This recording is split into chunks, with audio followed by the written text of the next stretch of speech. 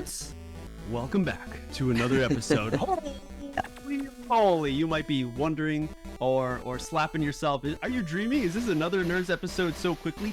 Yes, it is. This is the new kind of fire, that has been exploding under my butt because I'm just so excited to be welcoming, more nerds into entertainment. If you missed out, we got Rod officially stamped in, as well as Dan Robinson, legend of legends, hanging out in the Kendertainment world and hopefully providing more and more stuff for you. So that's why I want to get back on the schedule of releasing goodness for everyone to enjoy, and especially most focused point to nerd out with. So Here we are. Hey, jumping ahead of myself, we're the hosts. My name is MJ. I'm always joined by my buddy over in Canada. How is it going, Rod? Hey, what's Dama. up, bud? My nerds, how y'all doing? We're hanging out in the virtual studio as always, here for another episode, number 6-7. 6-7. And if you've clicked on this link and you're listening to these words, you probably already know who this third motherfucker in here is. But before we get to that, we are in the 15th year of Sander. 15th year of Sander here in the JP. It is October 8th. Enough with the pleasantries. Welcoming in episode 6-7 our guest. Very excited to have him, Edwin Tickner. Let's go. Oh, so stoked to be here, guys. Thank you. Thank you so much for taking the time out and hanging out with the nerds. Thank you, guys. It's an honor. I love what you guys are doing here, and I'm stoked to be a part of it. Yes. Yeah, man. I feel like it's been a long time coming. It's just, it's how it goes. You only got so much time, So here we are. We're making it happen. Here we are. Yes. Hell yeah. Sometimes things take time. You just gotta wait and it'll come to you eventually, right? It rolls up. Oh my gosh. Are we gonna go into Kendama already? Just like the Kendama tricks. Some things take time, but eventually, right? They come. That's right. Oh. So everyone, this one is really, I'm excited for this one too, because before we started, I was just properly introducing myself to Edwin, because we've never met in person, and I was excited to see him make the trip over to Japan for World Cup. Sadly, I wasn't able to be there. I was also sad that I was expecting to see him over in Europe at EKC, and that didn't happen. So I'm like, okay, but hey, just like we mentioned, all in good time. All in good time. Right? All in good time. Yes. And a good time it is. It is very good. So Edwin, if you guys didn't know, which I don't think, if you're nerdy enough to be listening to the podcast, you know who ET is. You better know who ET is. If not, go do some fucking homework. Holy shit. Not only is he one of the greatest Kendama players that we see through online influence, as well as being on stages, being podiumed player within North America. He is someone I think that, just brings an immaculate sense of happiness. The vibes, if you will. One of the biggest energies in the game. Amazing to always see whenever I'm watching the NACO live streams here, and I just see, Edwin up there getting so pumped. And I'm like, oh, did he get the trick? No, actually his opponent just got the trick. That's why he's so pumped. Hell yeah. And I feel like that just admits your love, how much you just love Kendama. You don't even care. It's just the fun. Love of the game. The love of the fucking game is so strong. So that's what we're gonna dive into for today's episode. We don't know how long, so hopefully everyone, you got your diapers on because hey, I got mine on. Whoa. Edwin. Depends. I wasn't ready. Dude, did you mean to do that pun right there?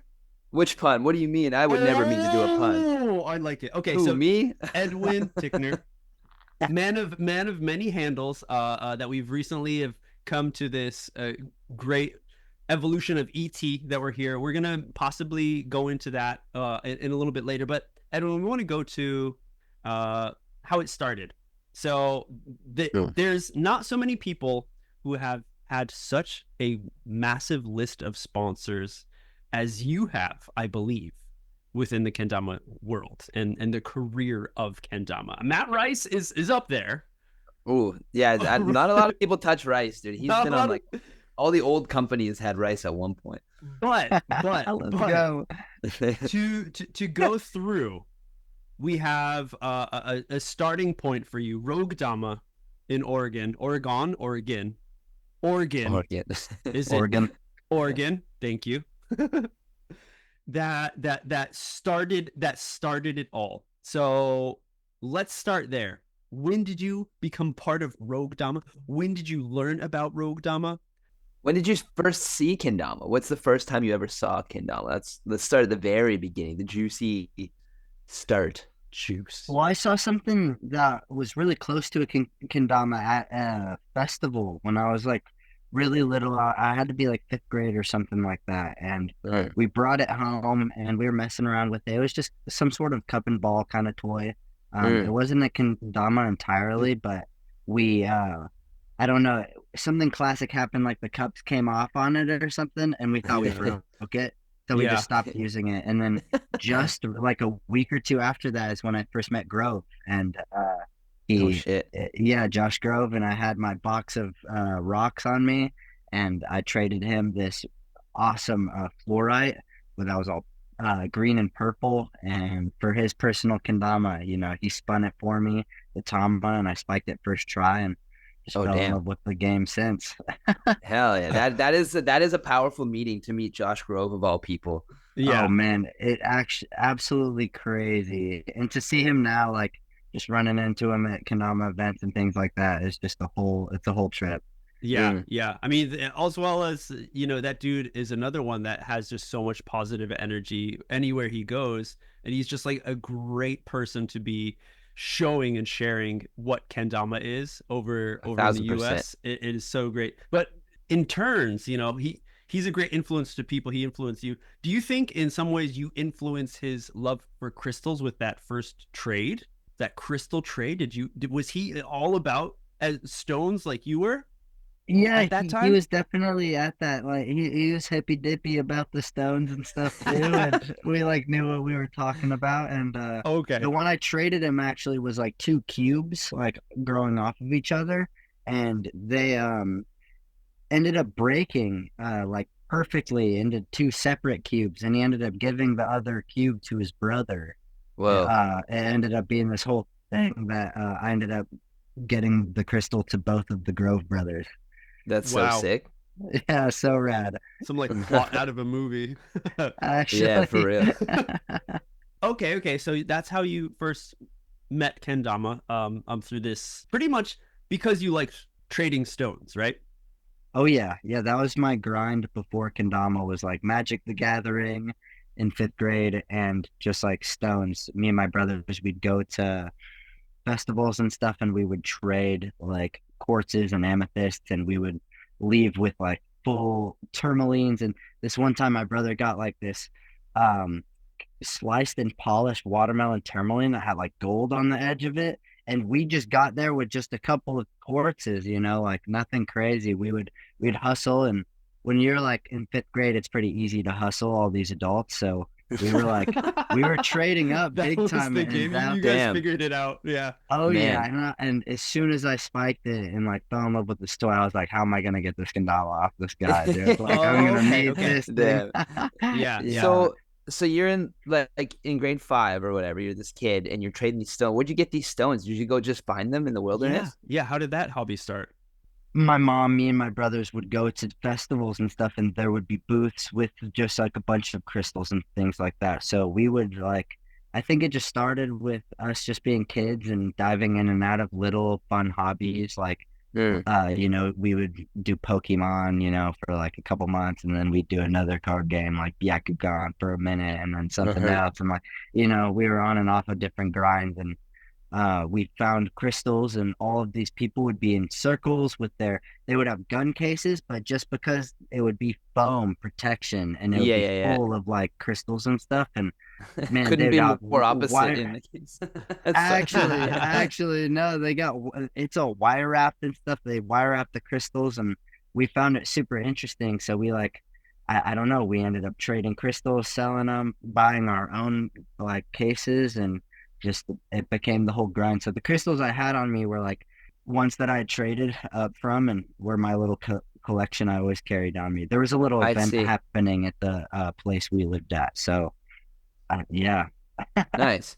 I mean, yeah, I remember as a child too, I would frequently find stones on the street and in the parks, be like, oh, that looks cool, pick it up to the point where I asked my mom to like get this like pack of different stones, like it comes with this little like book that you can learn about them, and there's like just like 12 different ones, and I'm like, okay, you're learning about them and shit. That's cool. Until you lose them all because you're just a kid, Man, I still have a fucking rock collection from all over the world. I got like rocks from the top of Mount Fuji. I've got shit from beaches in Mexico. I've got like all sorts of rocks. I have a little windowsill in my bathroom actually with a bunch of them in there. It's kind of sick. Awesome. Oh shit. Okay. Well, hey, we're gonna get see if I can move this chair. Are you getting the rocks out? I'm you getting the rocks out, dude? Holy shit. I'm getting the rock. Okay. We're testing. Let's see, Edwin, if you could tell me how real or fake this is. Okay. If you can even see it. Is that soap? Yeah, right. Is it soap? Looks like a bar of soap. Is it plastic? Dude. It's pretty heavy. Does it smell good? No, I have no idea. I mean, ta-da! Come on. You lost all the knowledge? Oh, I've lost so much knowledge, but I don't know. Like looking at it, first thing that comes to mind is maybe like an agate of some sort, or maybe like some sort of. I mean, I've seen some really interesting tiger's eye that has been kind of like that. So I don't know though. I've never seen a green. That's funny that you bring tiger's eye up, because that's the only one I remember as a kid from that little booklet that I got, because I was like, it looks so cool. It's like almost reflective in a way, but then like color changes. But they're like the ones I always saw were reddish yellow, reddish orange kind of.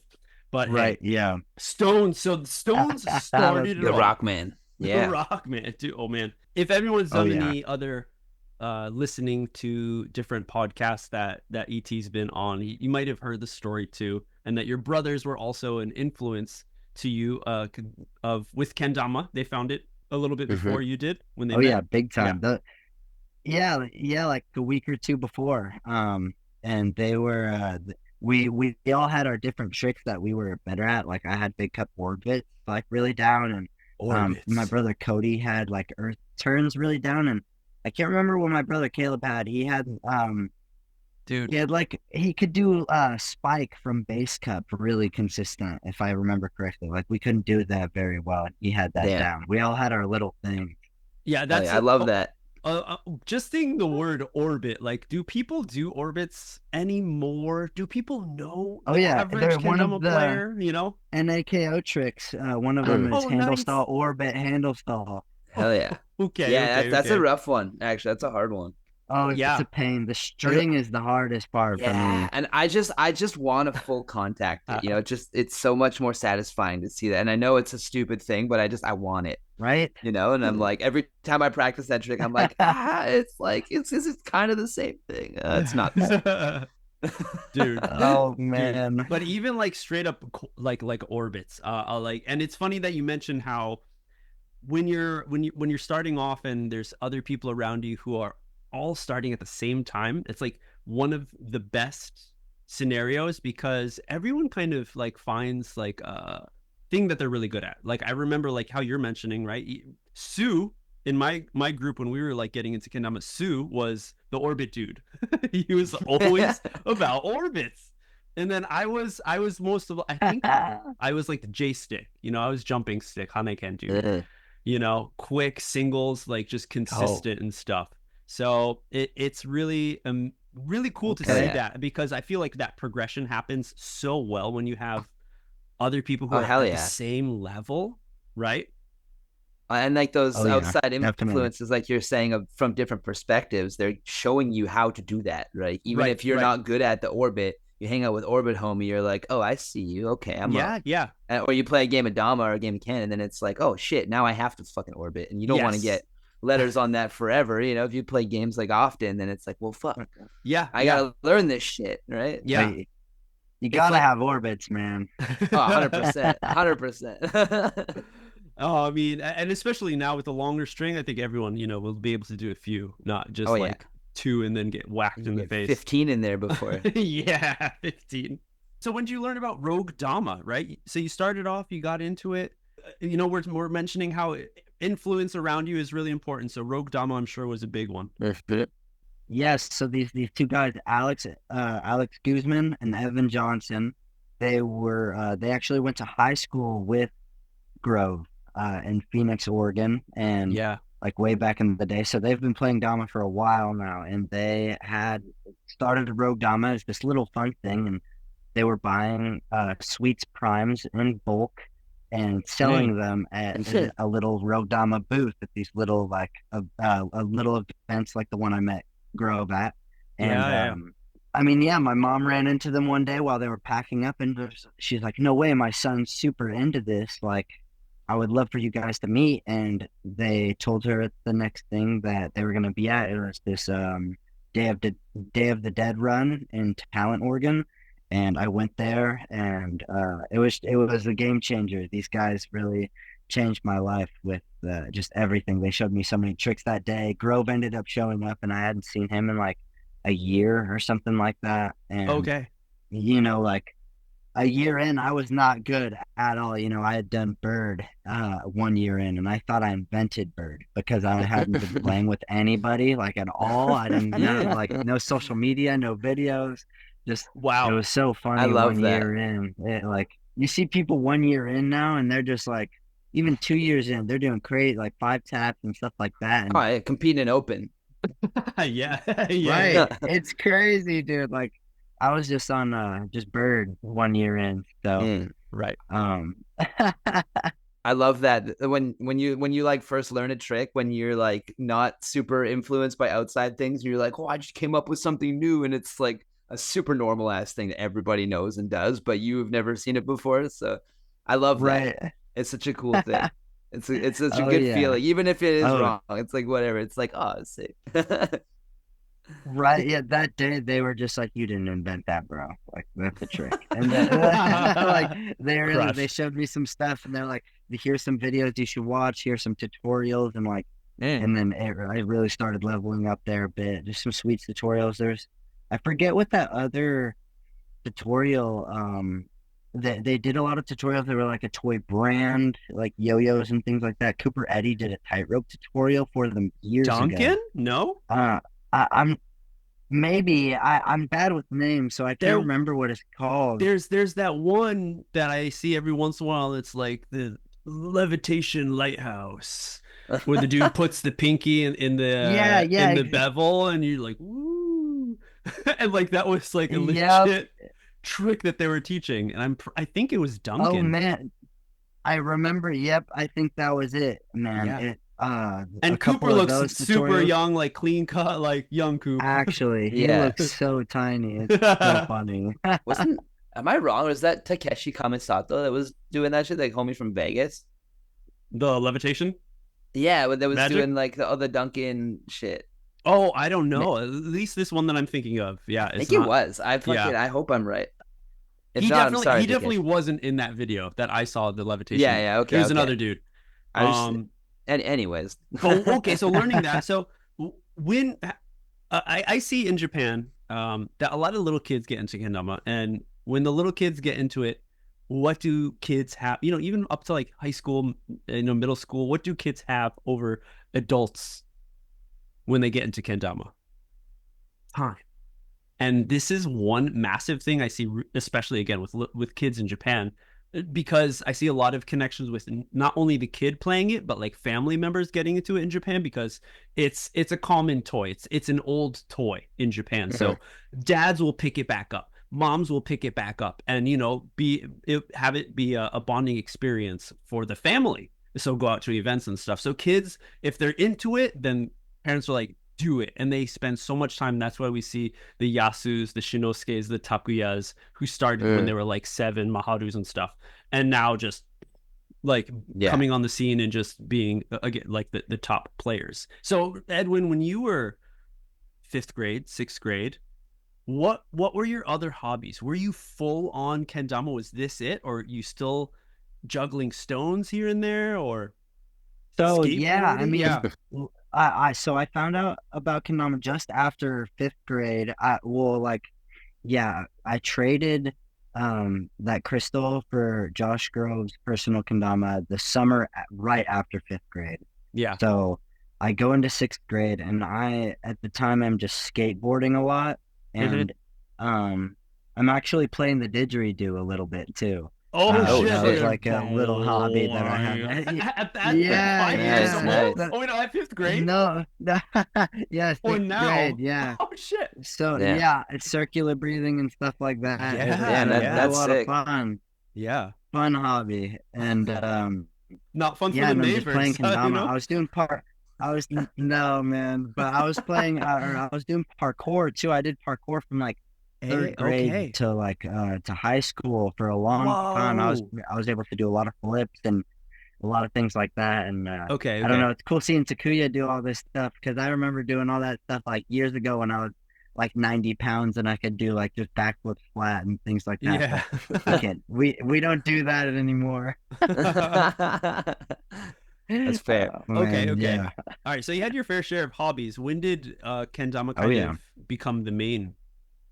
Well, I started hurting myself a lot skateboarding, and kind of just I don't know. In 7th grade, I really just I got juggle spike and started learning like double tap, swap, and then I would do like a bungee juggle spike. Yeah, I was really stoked on that, and I was like, man, there's so many people that skateboard, and there's so many kids, and like just the world of skateboarding is nuts. And I just got real with myself. Like, I'm not gonna go pro skateboarding probably. Like, it's just so hard.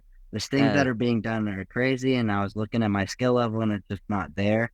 So I'm like, man, I got to dive into something. And if I really want to do one of these things, like parkour, skateboarding, or kendama, like I got to dive into one. I don't know. I just dove into kendama. I told my mom too. I was having a really hard time with school. It was always a difficult thing for me. So yeah, I told my mom just straight up, I'm not going to school anymore. Like, I understand if you like want me to, if you drop me off or you make me go to school, I'm just not going to go to class. Like, I'm just going to play this toy. I'm not getting into trouble. I'm not like hanging out with a bunch of like dipshits, you know. I'm out here just having fun with this toy because I love it. And my mom was all about it and supported me. And she, at the time we were homeless, we were out of the car. So we were considered by the state, it's called like McKinney Bento or something like that, where you can enroll your kid into a homeschool service that makes your legal guardian your teacher. So my mom became my teacher in a sense. Okay. She would go to work and I would play kendama all day, and that was pretty much how it was for a while. And I put in 10 hours of sessioning every single day. Just everywhere I went, I just was playing a kendama. And was that middle school era? Yeah. High school? Yep. Middle school. And then high school, I went back into school because I met this lady, and I just went back into school. I found out that through this homeschool thing that you could actually be enrolled in the school through extracurricular activity. So like I got enrolled into high school through art class. And so I was technically enrolled in high school, but only had art every other day. So it was green day and yellow days. Well, so on paper it seemed like you were like overschooling yourself. You know, you're doing homeschool and going to school. Yeah, it was crazy. But I wasn't doing anything like really at all wise. Like, I was really just playing kendama and skateboarding, and seeing the lady and doing that sort of thing. And I mean, at that time, I was on analog, and then deal with it, and that was those were those days. Okay, all right. So there you go. You just dropped 2 great sponsors. You forgot about Fritz. Fritz was a little bit earlier on. Yeah, and just a little bit short-lived. earlier than that. Yeah. Definitely short-lived. But man, I got to reconnect with the owner, Drew, when I was in Japan. Man, it was crazy seeing him because I Wow. haven't seen him since. So it was he's doing good. It was awesome. Nice, Hell yeah. nice circulation. Things happen. Come. All right. So That's Oh, awesome. yeah. those. Okay, Rogue Dama, Fritz, Analog. Yeah. So Rogue Dama, I just have a question. Rogue Dama is in the Rogue Valley, right? That's why it's called Rogue Dama. Yes. So is that like where you're from technically? That's like where you grew up and shit? Technically, yeah, I've been here since I was 5. Yeah. And then Okay. I was born in New Mexico. Hell Yeah, yeah. which if you guys want to learn more about that, you did a great little explanation on the 365 YouTube channel about the mod and how much, dude. There's so much. You created Oh, yeah, that possibly mod. the epitome of what Kendama players think about when they want to make their first pro mod. You jam pack that shit with so many personal points. It is amazing. Let's go. It was Thank you. amazing to really like to see it, because when I first saw the Kendama, when was that battle? Last year? When it dropped? The No, was it before? 2023 battle. Yeah. And I was like, okay, like very interesting. I'm like, it's a very busy design when you look at it. Yeah. But yeah, then a lot going on. Yeah. And I never really dove in and understood of why until I watched that video. So everyone go check that out. It's really cool. Yeah, it's it's a cool journey, and to be able to put it on a Dama like that was pretty rad. We were all stoked on how that thing turned out. And Man. this was for anyone who didn't know, that was your second pro title, yeah? Yeah, actually. Fritz, when they first announced me, they announced me Edwin Tickner's Fritz Pro. Yeah. So And that was like your first like sponsor from a Kendama brand, right? yeah. I went up to it was a Saturday that my 14th birthday was on, and my mom was free, and I begged her to drive me up to Portland for a COTK jam at Chapman Elementary School, Portland, Oregon. And wow. Ooh, the classic. I showed up and saw Stott and Wyatt and just all these guys, Chris June, and I met a lot of I saw Grove there too. Met a lot of really good people there, and Yeah. Dude, and that's where I met Drew. Yeah, a lot of people there, man. And I got to stay at Drew's house that weekend. One of the nights I got to hang out with him, and we seshed Dama heavy. And he's like, "Hey, I'm hitting up this manufacturer out of China. I'm getting some Kendamas in. It would be really cool for you to like play them and represent a little bit." And I was unreal stoked. And I found out quick that I seshed Damas like really hard, and they were getting destroyed quick. And Drew was not able to send me enough Damas like before I was destroying them. Wow. So yeah, I went to Sakura Classic and met, I'm forgetting her name. I know her Instagram's like Mediocre White Chick or something. She was Analog's like manager or like the social media person or something back then. And she approached me like 10 minutes into being at Sakura Classic, and she's like, "We'd love for you to be on the team. I have this Kendama on me right now. If you want to go clip up on it, it'd be rad." Yeah. I instantly accepted the offer. It was really cool. I feel like with everyone's Kendama journey, especially people who have had the chance to become sponsored by a company, the ways that people become sponsored can be really different from case to case. And there's a lot of people out there who are always asking like how, when they're young and they want to be on a team or they want to be sponsored, they're always asking like, what's the deal? What's the process? How does it happen?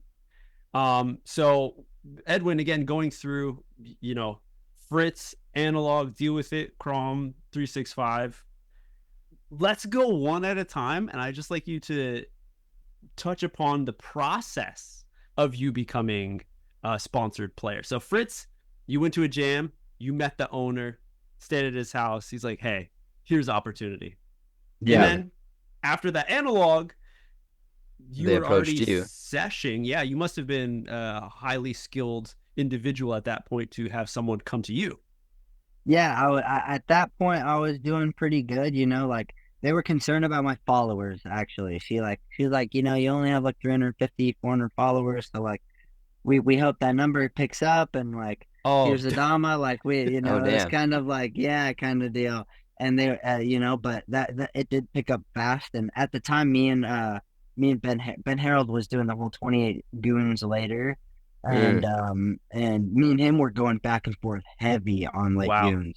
Yeah. And that was in the analog days was when I started really expanding with my Jug Lake Goons and things like that. And then I eventually kind of like I was on analog for almost a year, something like that. He really he got me to MKO, my first MKO, where I met D Westy, and wow. My first MKO I got top 9 at the comp, which Nice. was super exciting. I was super stoked on that.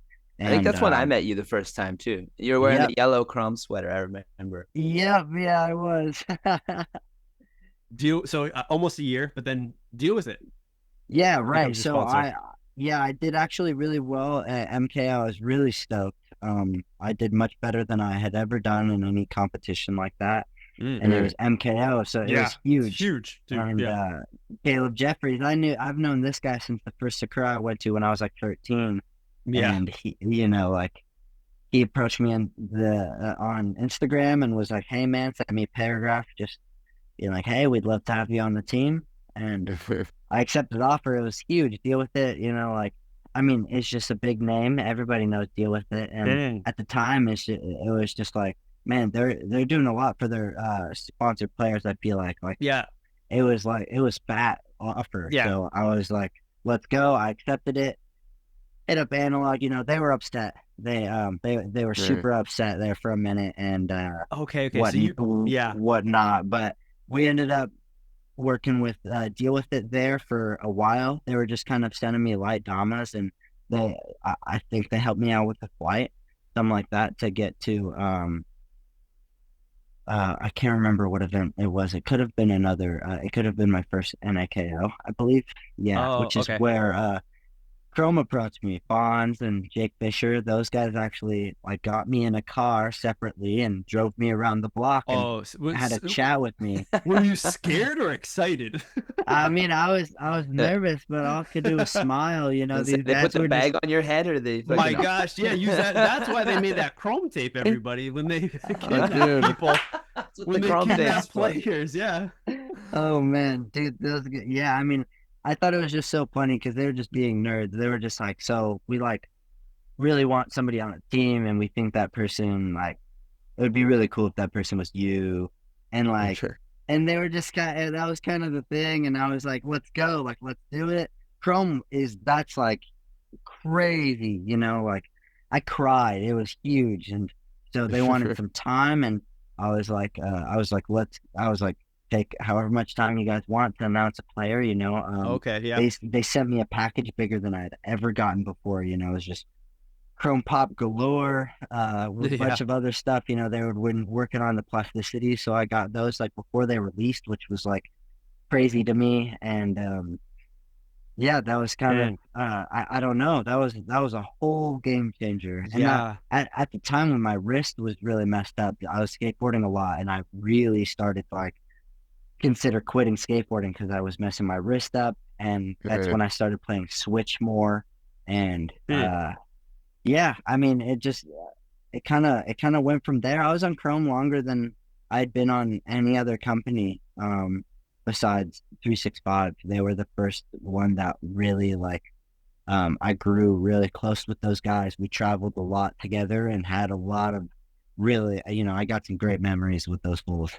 That's a gnarly trip so far to get to where we are today, because I feel like going through just how much time and energy you put into Kendama was pretty much the catalyst, was the reason why these Kendama companies sought you out. I feel like a lot of people are like, how can I approach these companies to sponsor me? What can I do?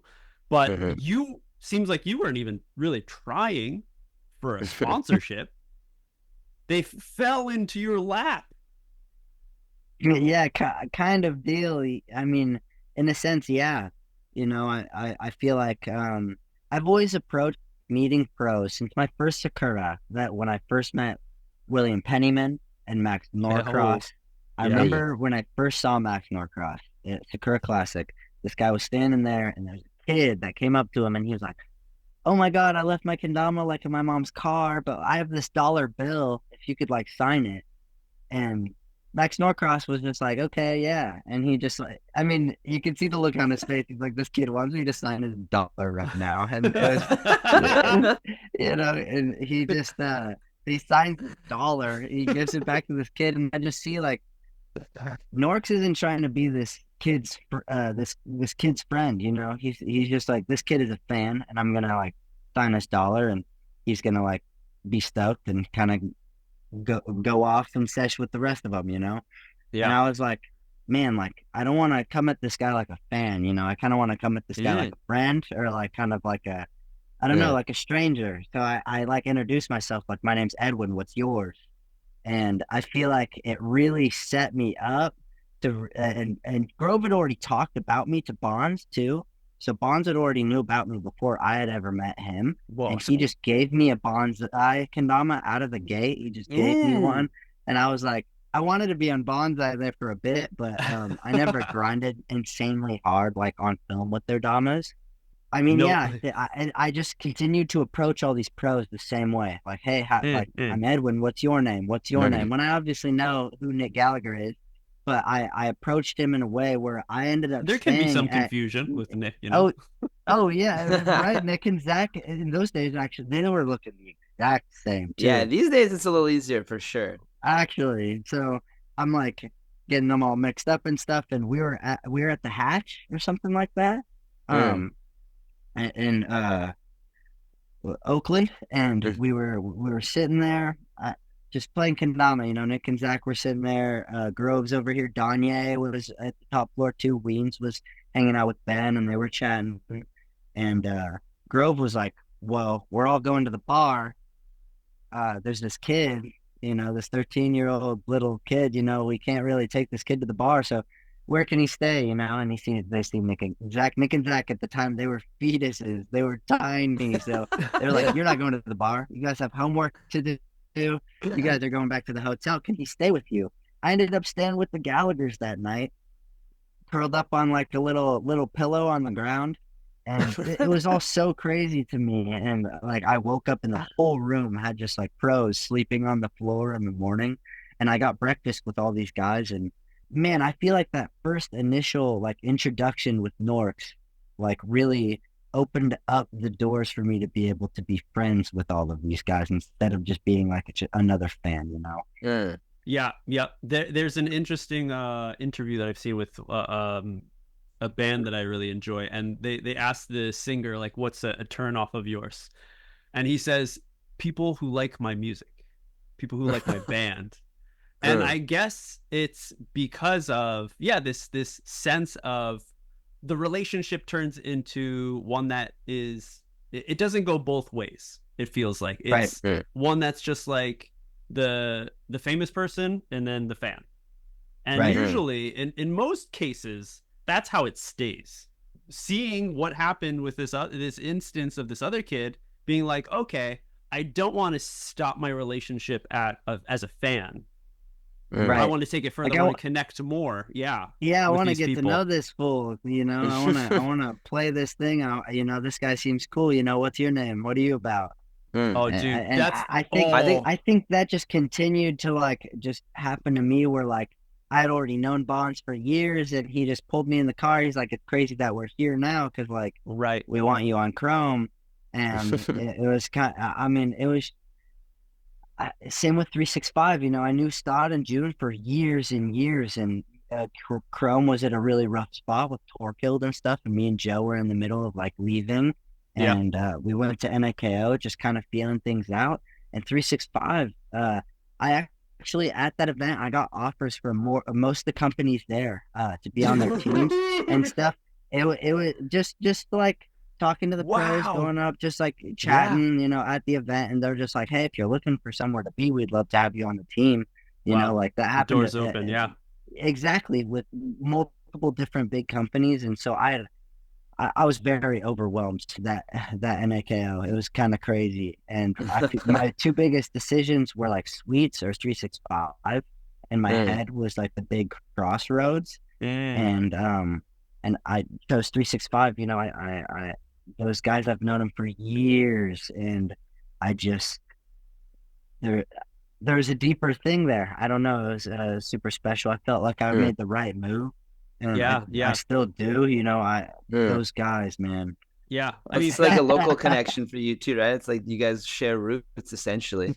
100%, man. When I first drove down to that first Sakura Classic, I was sitting between Chris June and Caleb Jeffries while they were playing Super Smash Bros. On their computer. Like, that sounds about right. Right? Man. Oh, man. It's like second coming of COTK as well. And you know, when 365 came together, a lot of people were saying that online and stuff, and it definitely felt like a bond ship that happens within that team from that group. And I'm sure, kind of circling back to this whole Rogue Dama, having people around you giving you influence can be one thing that just sets you on a path to play Kendama so much that offers come to you right every time. So here's the takeaway, everyone. Don't ask for a sponsorship. Go to every event possible, because that's where a connection can happen, and pretend like you don't know who anybody is. So this next few events coming until the end of the year is going to be, hi, my name is, what's your name? Holy fuck.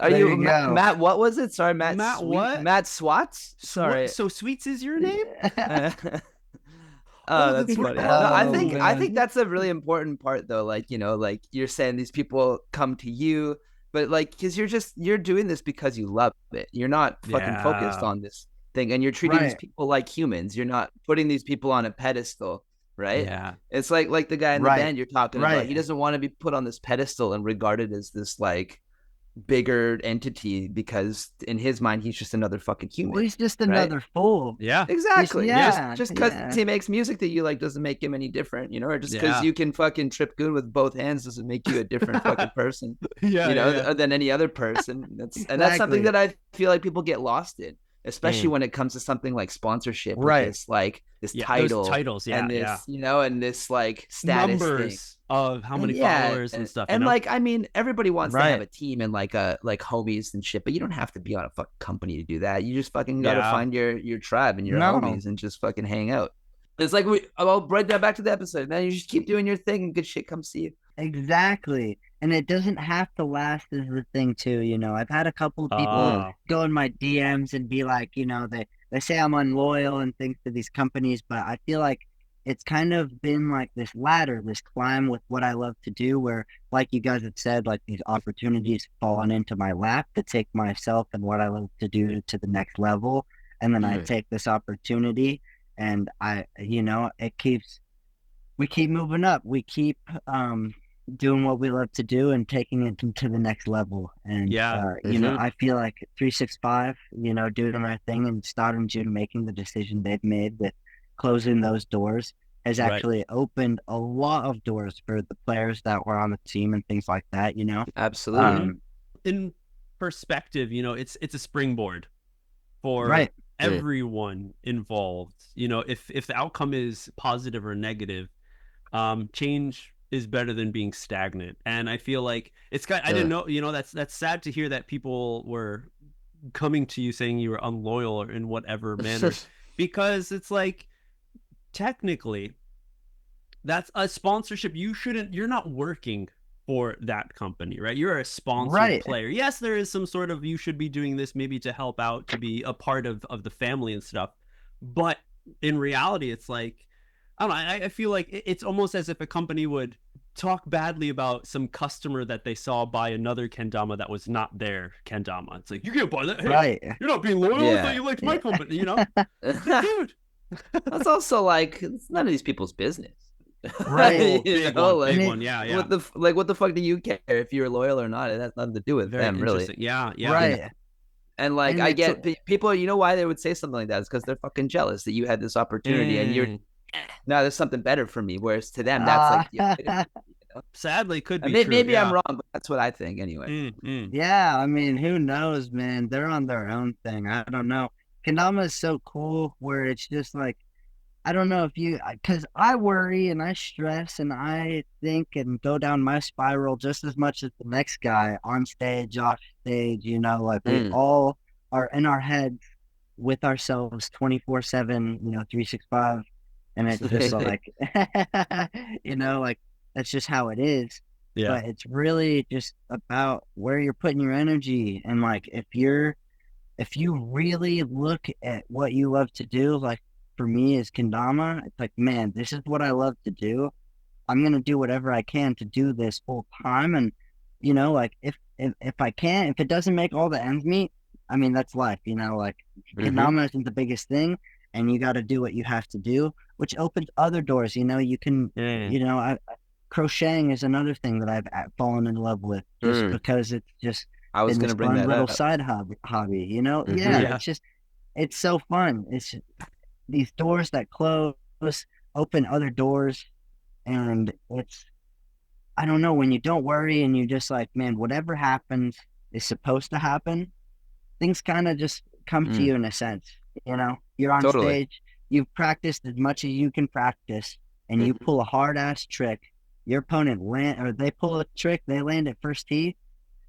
Whatever happens right then is supposed to happen. You know, you can't worry about it. All you have to do is just do what the work that you've been doing this whole time. Just put all the hours into right then on that moment on the stage. If it happens, it's amazing. If it doesn't, it wasn't supposed to. And It's still amazing.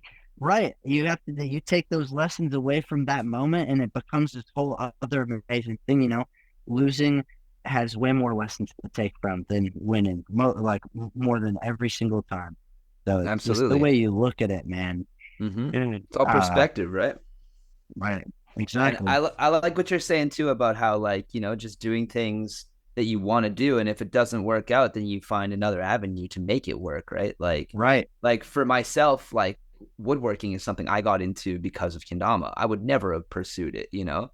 And now I'm like in a wood shop. Like I spent the last 4 days in my wood shop just making shit, you know, and like I'm experimenting with other shit and doing like new things that I've never done before and learning how to do that kind of shit, you know? Yeah. Just I saw that resin that. post, dude, putting weird shit in your wood. Dude, it's sitting right here, buddy. Hell yeah. Yeah. I have another one poured. Wow.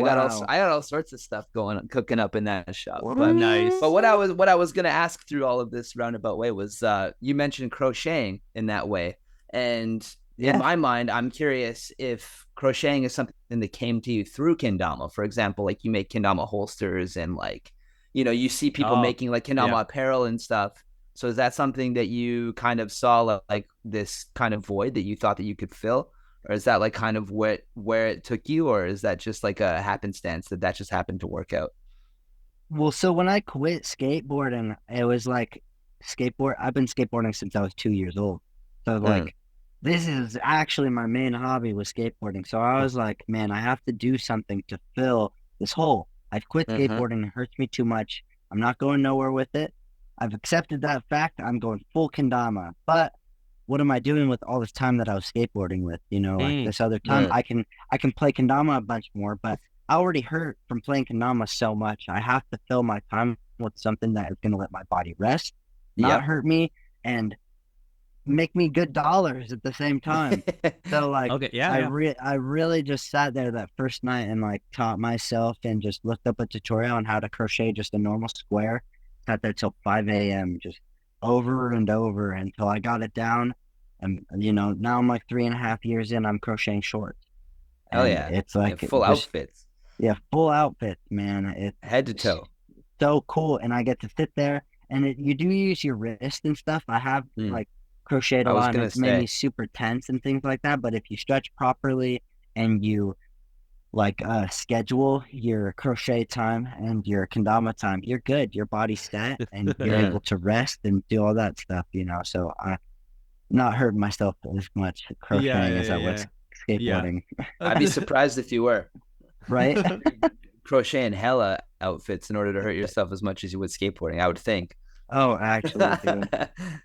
No, that's awesome though, because you always have to have a creative outlet too. You know, like I'm the same Right. way, and I have several hobbies that I've pursued over my life. You know, that never have gone away. There's some, like skateboarding's one for me too. I don't remember not having a skateboard. You know, Right. and like I don't skate as much these days as I used to, but I still every once in a while, you know, I still see a board. I'm like, I'm gonna pop a kickflip real quick. You know, I need There it. you go. You know, it's just like I feel like these things come in ebbs and flows. You know, it's just like Right. anything. Like there'll be times in my life where I'm like super playing kendama every day, like a lot. Like for example, like traveling, like when we were in Japan and we're out at KWC, you know, you're all fucking day just playing kendama. You come home from the yeah. night, you're just playing kendama. You're fucking go to dinner playing kendama. It's like it just never ends, which is amazing, and I love it. But then at some point, like once I come home, and then it's like now I'm like on the lull, and I'm like coming into that ebb, you know, and then it's like, well, now I'm getting that rest time. Like I guess for you, that's like your kendama time, your crochet time, you know. So like that's when I'm more into like I'll start like playing more music. I'll like start like playing more video games, and I mean, of course, I have to go back to work and recoup that money that I just spent to travel across the world to play with a fucking ball and cup, you know. Right. But yeah, exactly. that's a huge part of life, I think, too. Is just the ups and downs and just finding how to ride those things, you know. Oh yeah, yeah. And especially being conscious of your body in the way that you're talking of, and like, you know, and taking care of this fucking thing because you only got one. Yeah, absolutely. Diving into the other angles of even the same thing that you love to do, like playing Switch, for example, is like really cool because like I'll play so much with my right hand that my right side will get sore. And then I can play Switch for the next couple of days until my left side's a bit sore. And then I'll play with my right side. And you can just go back and forth. And you're playing twice as much as the average Joe. And they're just, you know, yeah, you can do all these different things. You know, it doesn't have to just stop with session 2 hours a day or getting a couple clips and trying to get sponsored, you know, like it could really be like, Kendama's a lifestyle, man. Absolutely. Absolutely it is. Yeah. That's why it's so powerful, and it draws all of us nerds into this fucking nerd ball. We've been here for so goddamn long. Can't escape. Right? Yeah. I was getting food yesterday, and I was playing kendama waiting for my food to get made, and this guy was like, oh yeah, man, like the fidget thing, like you just like can't stop it. Or he said something about I have a fidget. Like, dude, I've been at it for like 15 years. I can't stop. And then he walked away, and it was like this really funny interaction. And I was just like, but you know what? There's some fucking truth in that. I really can't stop. Yeah. Not that I want to.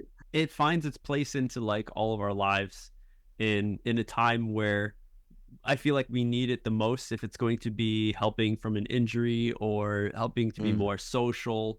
There's a certain reason why kendama has come to each and every one of us, and then the journey that it has for you, if you take it or not. There's plenty of players who have started playing kendama who've been great, amazing players, and then all of a sudden they decide it's not for them anymore. And that's the big difference of when it becomes a lifestyle that you can't stop. But I also think, you know, like on that note, there's still like the ebb and flow, dude. Like we say that, but then there's all these pros and shit that have been coming back recently. Like look at like this recent resurgence of all the OGs that have been at like KWC and EKC and shit. Yeah.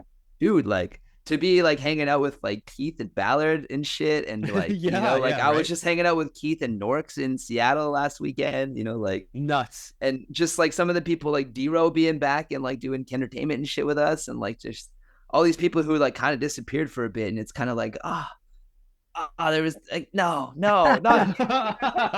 and here they are, they're fucking back. They're back with I love it so much. It makes me fucking so happy.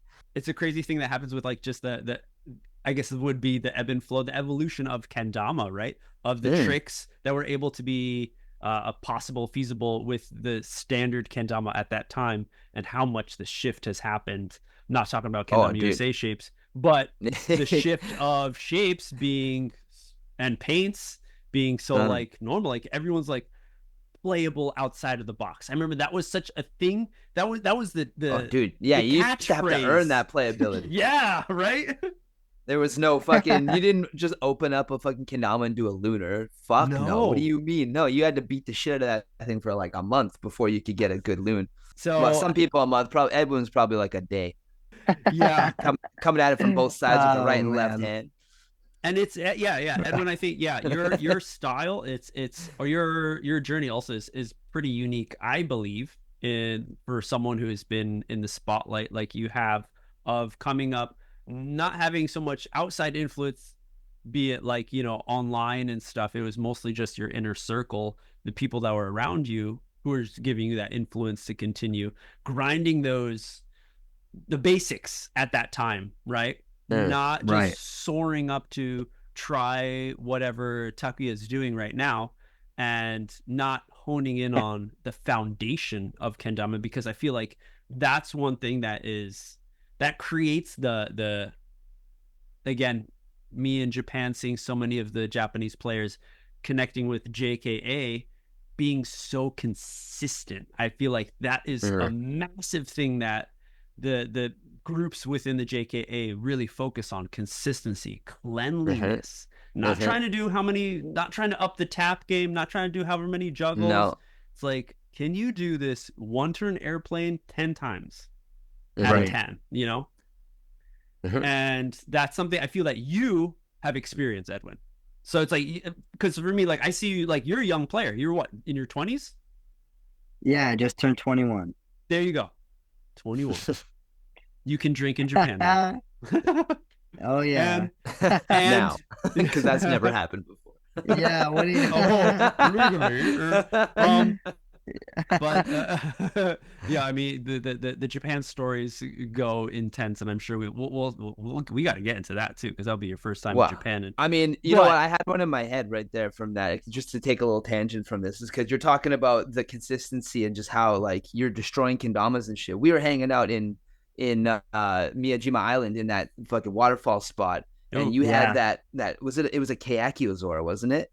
No, it was a cherry Tama beach can. Okay. Natty Ozora. Yeah, and you were just fucking that thing up, trying to do that trick in the water itself, when you were like smacking it into the rock, and you're trying to like spike into the rock, but you were just like full committed to like doing it. And I remember sitting there watching you. And I just watched you for a good like 10 minutes, and I was just like, damn, this dude is going for it. He does not give a fuck about that spike. And I'm just like, I kind of love it. And that's what, like, when we talk about destroy all damas, that's the kind of shit that I'm about, like, don't like take your dama and fucking break it in half. Like, I broke the dama. Like, that's not what it's about. It's like, you got to destroy that thing through fucking like love, like with intention. You're like, you're not just trying to fucking break it. You're trying to do something, and it gets broken through that journey to that fucking, like, and I don't know, that is just an example of that attitude and all that shit that came to mind. So I had to share that.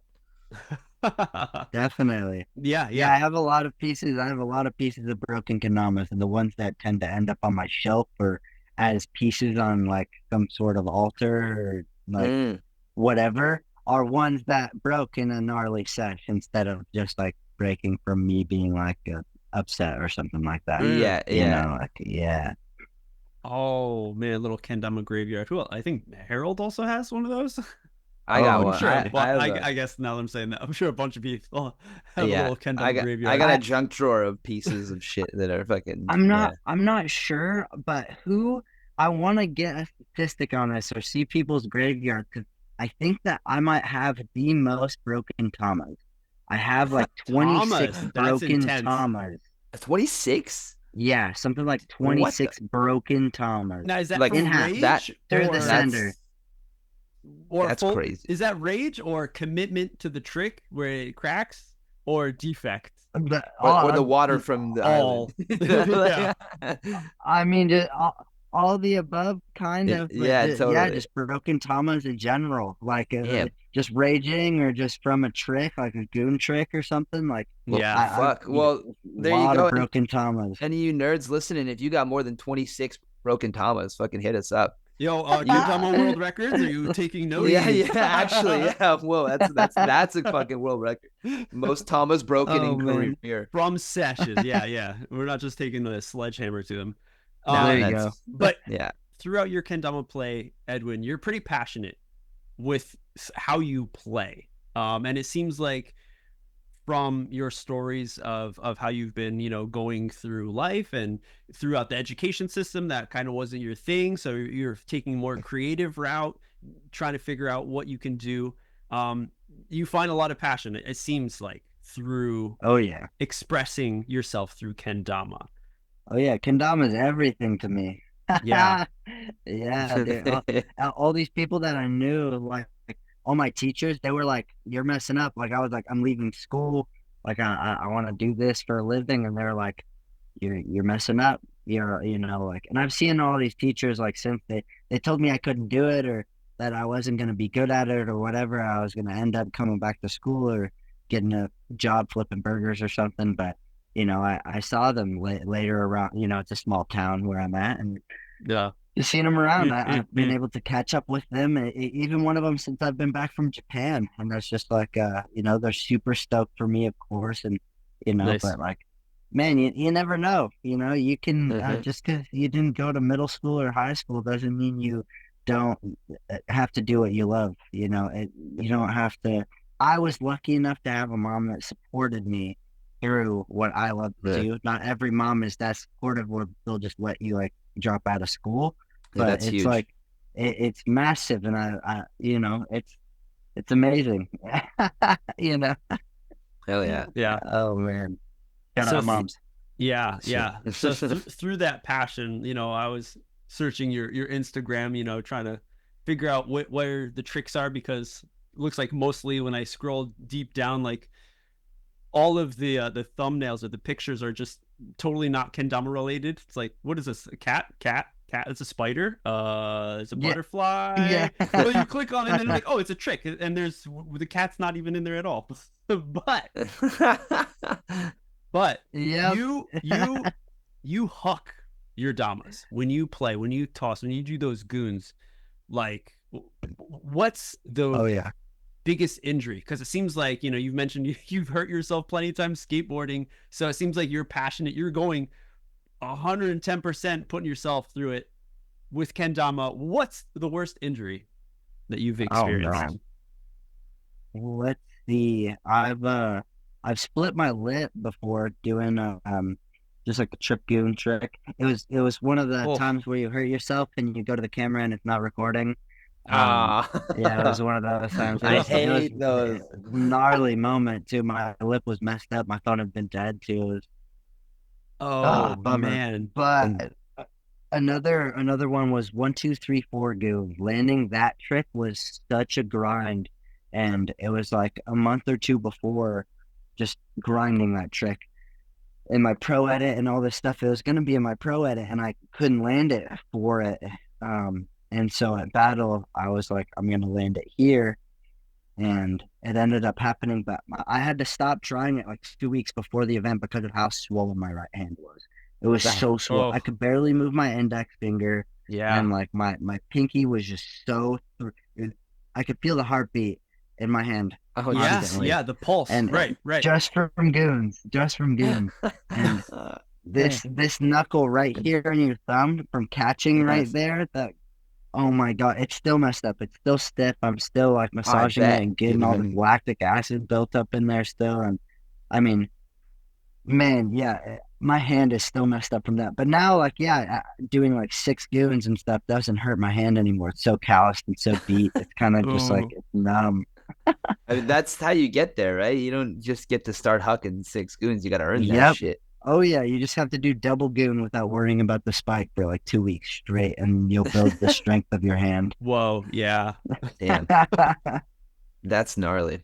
That is. Because, it's like the amount of commitment and just like the mind over matter, mind over body. Because if you're hucking and you're just catching this, you're just going for 4s and stuff. You're catching, and like you said, you know, your pinky's hurting, your whole hand, all these joints are hurting. Why did you not stop? Like, again, that's what I'm coming to. Like, that passion that you have was unparalleled, I feel.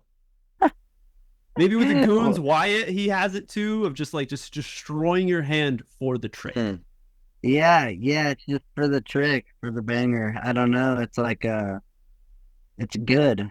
I don't know. It's like that pain is where the growth is. That friction is where we're Ooh. at learning our most. I feel like Mm. I don't know. I remember a couple of times grinding the 1, 2, 3, 4 goon where my hand was at its worst, and I was crying like full on. My hand was split just on where my index meets my hand right here. It was split, and it was bleeding, and I was crying. It hurt so bad, and I was still hucking it. And Guzman, he was like, "Dude, just stop. Like we'll film it some other time." And I was like, "No, dude. Like there, it's almost like if you've seen Rocky." Rocky's in the ring with Creed, and he's like training for this fight, and Rocky's kind of giving up. He's kind of just being all slow, and he's being all down on himself. Yeah, and shit. yeah. And he's Totally like, losing. we'll grind tomorrow. Yeah, we're and Creed just yells at him, dude. There is no tomorrow. There is no fucking tomorrow. It's right now. It's right. So that was the 1, 2, 3, 4 goon. It's like, man, I'm not going to film this some other time, which I ended up like filming it some other time.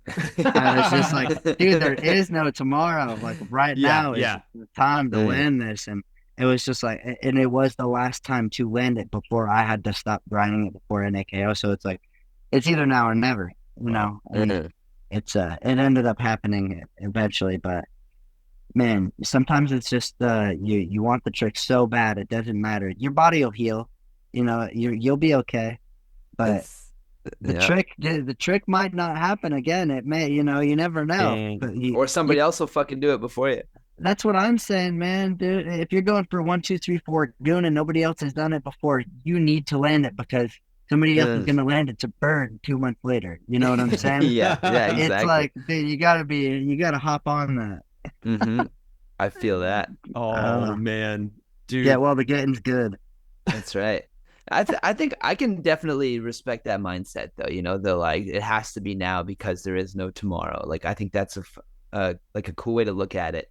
But I mean, also, sometimes like we're talking about the body and like take care of the body and shit. Like if you're fucking bleeding and you're fucking feeling your heartbeat in your fingers, maybe it's time to like maybe take a break. I don't know. Maybe ice it for a couple minutes before you huck the next one. Maybe, I don't know. Something that's up to you. But definitely, that's what I would think anyway. Right. That's where it varies from person to person. All of our pain tolerances are different. Some people want to do like the longer grind and just like do single goons on their hand for like a couple weeks or whatnot. And some people will do triple goons on their hands for a couple weeks, but to each their own. Dude, that trick though, oh man, that's a good trick. Where's that one? If people want to see that, I think it ended up just on the 365 like YouTube on its own, or in the Battle at the Border edit. 365 Battle at the Border edit. But also just on my Instagram deep somewhere. Was that wasn't the one that you felt that you like did in front of a bunch of people like in the back of the venue? That was with Chrome. No, that was that was the year before. That was with Chrome. Okay. What was that trick again? That was another goon. It was quad. It was under the leg quad goon pinch. And instead of catching the Dama after the pinch, I caught the Ken. So you're pinching the Ken and catching the Ken. So it's quick. Yeah, super quick, which isn't what I was going for. Initially, I was just going for a trip goon pinch the airplane. And then I was like, man, I could just do this with quad. And then I was like, man, I could just do it under the leg. And then by that point, there was a bunch of people already surrounding me. And then I was getting closer to pinching and catching the Ken instead of the Dama every time. I was like, I'll just spike it with the Ken. And it ended up just happening. But yeah. I love that. The progression. Dude, I was going for triple. I was like, man, I could just quad. Yeah. It could be better. And that's one of those tricks. Kendama player thing, dude. I've never done that trick since. Damn. It's one of those that I done. You land in, you're like, I'll never have to do that again. Yeah. Do you ever want to though? Maybe with 5, but I won't ever have to grind it with quad again, man. Yeah. Well, you don't have to, right? You know that. Yeah, I feel that. That's I have a couple tricks like that where I'm like, fuck, but I want to do them again. It's just like that trick of the year trick, dude. That one. That whirlwind one, dude. Fucking I've still never done it again. I've tried it. No shit. I haven't grinded it, but I've like tried it probably a couple hundred times at least since then. I Yeah. like in Seattle last weekend. I posted a trick that was like that without without The the Tama? sword flipping. Okay. It was like Tama flip, and then I flipped both, like the Cerado and the Tama, and spiked both. Okay. But the sword was in my hand the whole time, and I tried to do the whirlwind as the add-on. It's like Oh. it's always fucking close, but it wasn't there, and I was like, "Fuck!" That's a combo that I want to do at some point, where like throw the Tama on, do an earth turn, flip the Tama and the Cerado, and then do the full all three of them. My goodness. Yeah, it's gonna happen at some point. I'm gonna have to fucking grind it. It's gonna suck, but I'll do it. Well, that's one of those tricks too. You don't have to worry about somebody landing. You know, it's Oh, like yeah. Attempting, you kind of just sit on that, man. Like I want trip inward stilt tray switch really bad. I've wanted that trick for a while since I've landed it regular. Since I landed switch trip stilt tray, but it's just one of those tricks.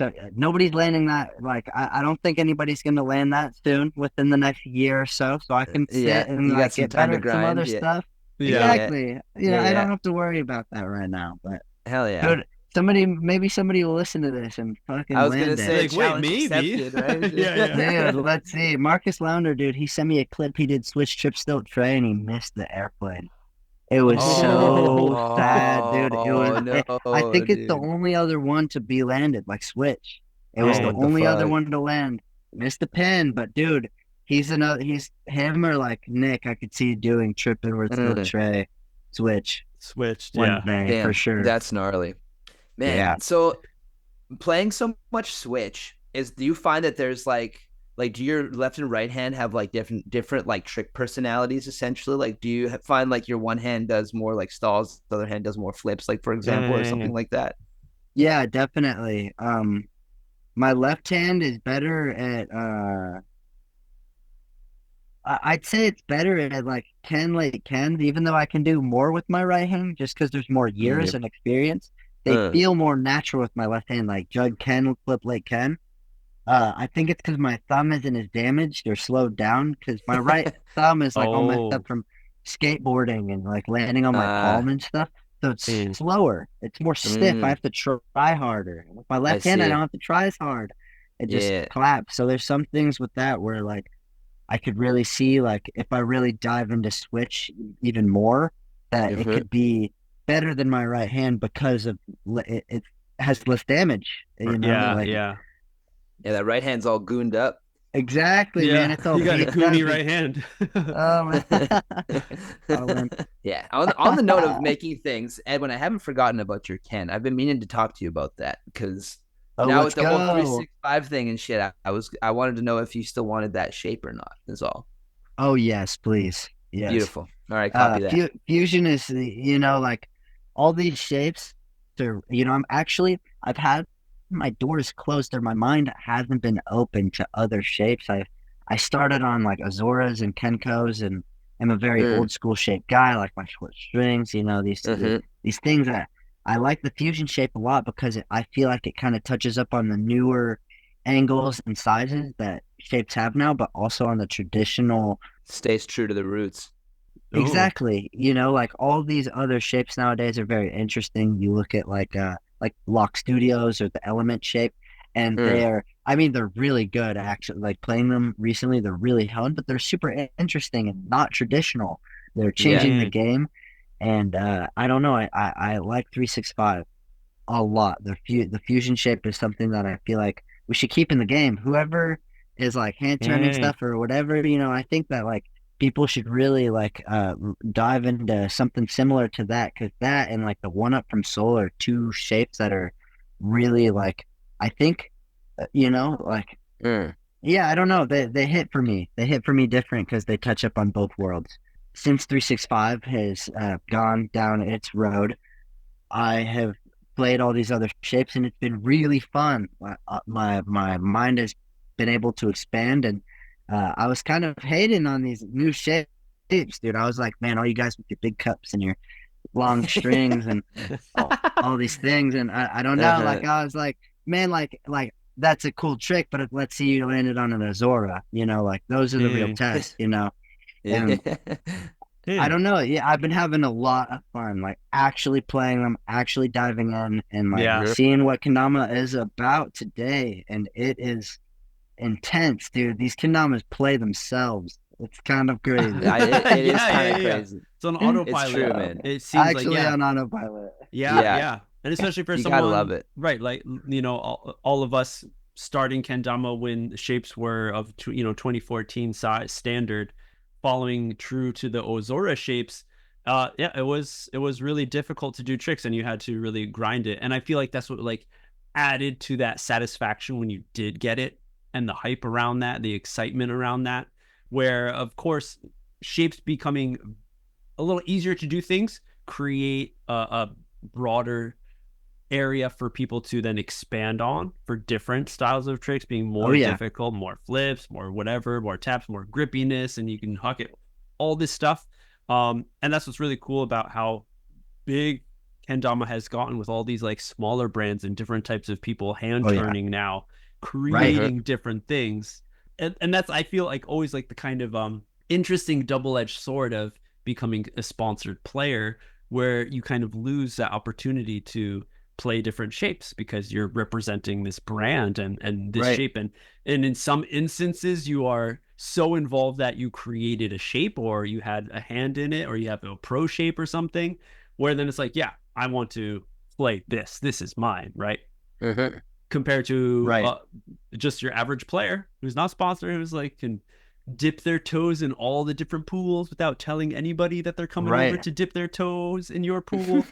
And Exactly. But on the offside of that, though, you got to pay for every individual kendama. That's another side of that. You got to pay for the You can dip, but it ain't free. You know. So Edwin, all these currently you've been posting, doing collab videos with so many different types of brands out there, and I've been, as I'm scrolling, I'm like, there's another Edwin, I'm like, but I love that. with a different brand, with a different like you just did the Ozora tiny string hucking jams, you know, and so then, you know, to go what Rod just mentioned, those cost some bills. Have you been crocheting extra to purchase those? No. I mean, I pretty much just had companies approach me, like after 365. I was gonna ask. That's what I was expecting. That's what we're getting into. That day when 365 put that post up, you must have had a bigger inbox than 365 did. Yeah, they must have just come at you. It was intense, dude. Man, it was intense, and I was overwhelmed, but I really making sure to not really like make anything official with anybody.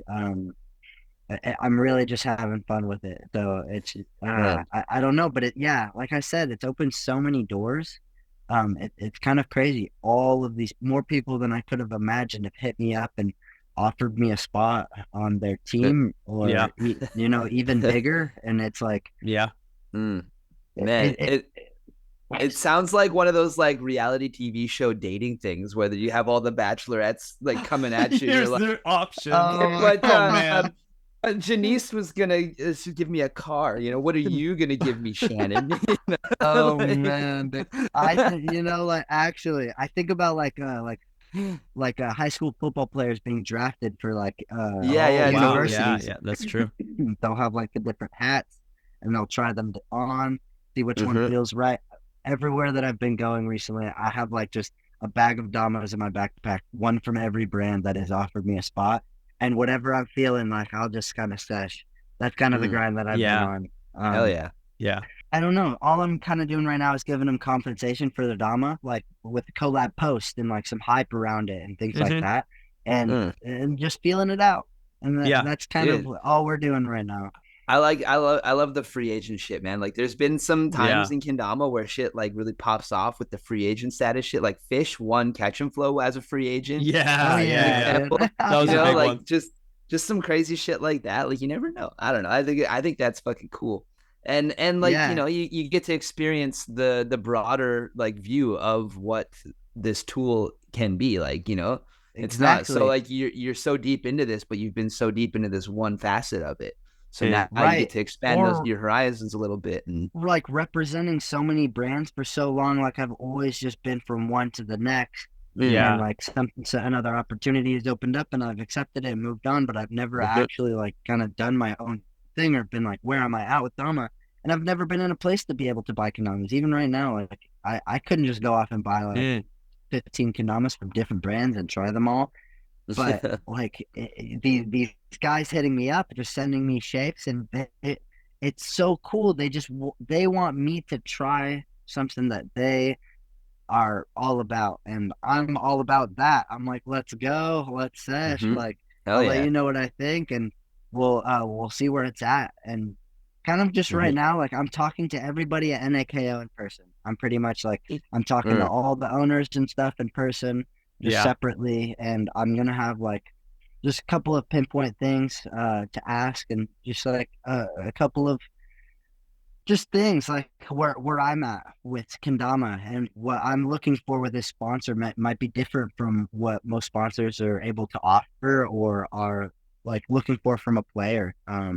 So it's just like it's interesting. We're having fun seeing where it is, and honestly, we're trying to change the game too. We're trying to open doors for everybody and connect a bunch of worlds.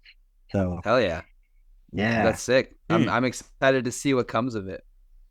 Yeah, I have noticed that the one constant, me too. no matter which kendama you've been playing, you've always been wearing P-Docs. That's not going to change. I can see that much. always, yeah, man. which I love to see. P-Docs is for life. Hell yeah, hell yeah. We hadn't touched on that yet. I had to shout that out. Yeah. Oh man, yeah, P-Docs for life. Same with Burl, dude. Those guys, these are two companies, two people that have really been there for me. P-Doc specifically for so long, when like Chrome has had a hard time getting me to an event or something like that, like when I've been in a difficult spot, P-Doc's Matt has always been open to putting my art on some sort of clothing or just giving me some sort of his profits from a drop that he made himself just to get me to somewhere, because I love to play Kendama and he loves to play Kendama and he wants to see it grow. And it's like, it's so cool. Like, yeah, P-Docs has been there for so long. And I mean, I'm just there for everything that they have. And, I'm all P-Docs. That's why I instantly went from my tag went from ET365 to ET P-Docs. Because no matter where I'm going, P-Docs is going to stay a constant. And hell yeah. Yeah. P-Docs for life. Yeah. Good shit. Let's go. Fucking A. Dude, again, the story continues of where opportunities come to you because of the hard passion that you have for the game, for the tricks, going out there. I hit P-Docs up, dude. They were posting these edits. They posted like 2 edits. There's 3 edits all squatted up as a team, like from different parts of the country.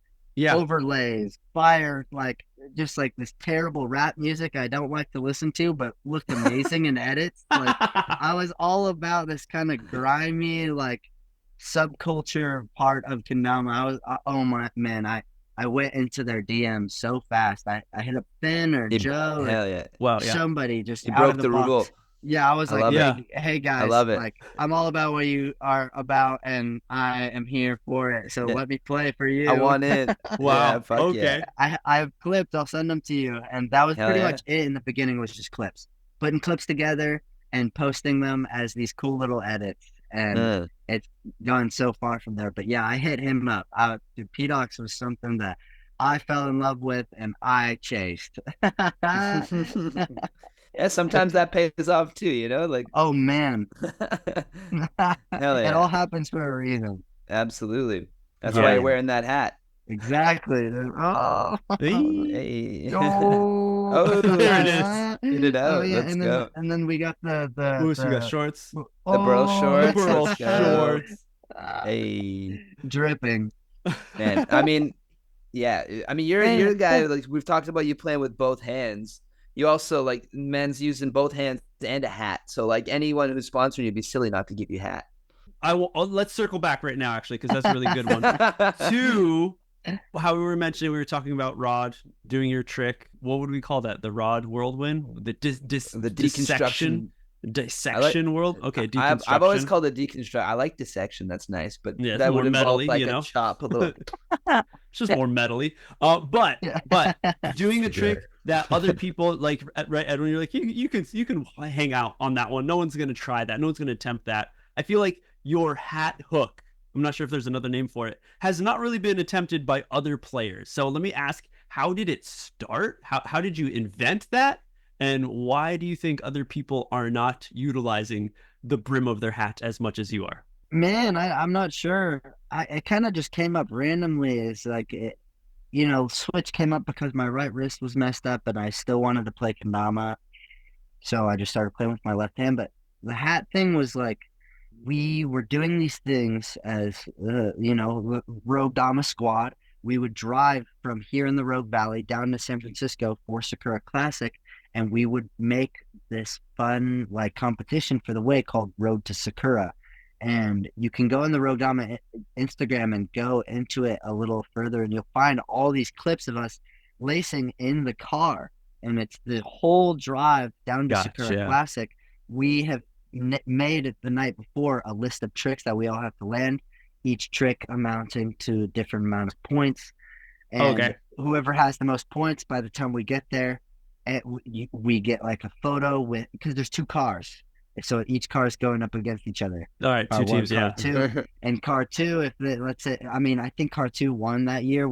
They like got there, they took the picture at the Japan Town Center, and they got the most points, so they like won, and it was a fun little thing. But we were scheming the night before, all just staying up late, like thinking about what tricks we wanted to do in the car, and we were thinking about creative things that, it's hard to do tricks in the car. You can't really pull up, or you're doing interesting stuff in the back seat. It's like 3 a.m. It's like it's a different grind. So I ended up throwing it on my hat, but the cup wasn't on my hat like I landed today. It was like down here, hooked, like in between the upside down. Exactly, little kind of axe upside down action, the axe action hanging there, and that was the trick. It was like you go from airplane up to the little axe, and then you slide it out back into airplane. Okay. And that was the first trick there. It was born from there. And then at that Sakura, I remember I was playing it was like a Grain Theory Roku, I think it was, or something like that. And I don't know, it was hitting hard with the stalls. And Bonds and Danye and a few other people had their phones out, and they were filming around this little circle. People were hopping in and out. I hopped in and I landed this inward stilt trick that was like inward stilt, one turn, cush, back to inward stilt. You like cush it off the brim. Yeah. I found that clip recently. I might have lost it again. I don't know. I can't think of where it is right now. But it's a nasty clip. It's super hype. And it's gnarly. I remember being so stoked on that clip. It's the only hat trick that I've actually ever landed with a flat brim. Besides the one in the car for Road to Sakura. And I mean, that's kind of just where it started. And in the Switch, when I started playing Switch, I started popping it from inward lunar to the hat stalls. And and then it kind of just went from there. Hat stalls are really natural. They kind of just lock in, once you get pull up lunar, it's just every try. So like you can just pull up to your hat and it's every try. And it's a whole other fun world, you know. If they're wearing a hat in a game of Ken, they should be ready. If not, they better run to that P-Doc's booth. Actually, or you could just try this one on, dude. Wait, but you said you haven't done a hat trick on a flat brim except for that one, right? So you need that curved brim. You can't do the flat, like the 5-panel stees with the flat brim. You don't fuck with it. The flat brim actually doesn't hold the Ken on there as well. If you're cupping it like I do today, the bend goes into the cup and it holds it there really secure. So it's like doing a lunar. You pop it up there, and it's like the tama's going into the cup. You gotta trick there. You gotta trick the Ken that it's a big tama. Exactly. It just locks in place right there, and it just holds it in the cup. But when you have a flat brim, it smacks there. The round cup is on here, and it rocks and just back rolls. And forth. Yeah. Exactly. Damn. That's a huge pro tip. Yeah. But also with the dad cap too, you can stall the bevel on it too. I've done that a few times where you can swing up and you can install the tama up here, the bevel Okay, will get cupped at a certain angle because it goes in the bevel. Yeah, and you got damn. a bird on your hat type. Yeah, exactly. wow. Yeah. You can't see it. You can only see the little edge of the bevel hanging off from Whoa. here. But if you get it right, it'll stop. It'll hang there, man. You got to make your next hat. You got to get like grind rails you put on the bottom of a skateboard. You got to get like one of those on the brim of the hat to like just a little like just enough like shaped like the edge of a cup so you can bird it and it'll like hook and shit. Right, some texture on the edge. Texture, yeah. Yeah, you gotta give me one now if you make those. Oh, that'd be so cool, dude. That's the thing. Oh, dude, that's it. Just fucking crochet, just a simple like on the edge of the hat, and then there's the grippage. There you go. Damn. Grippage. There's a new product right there. P-Doc.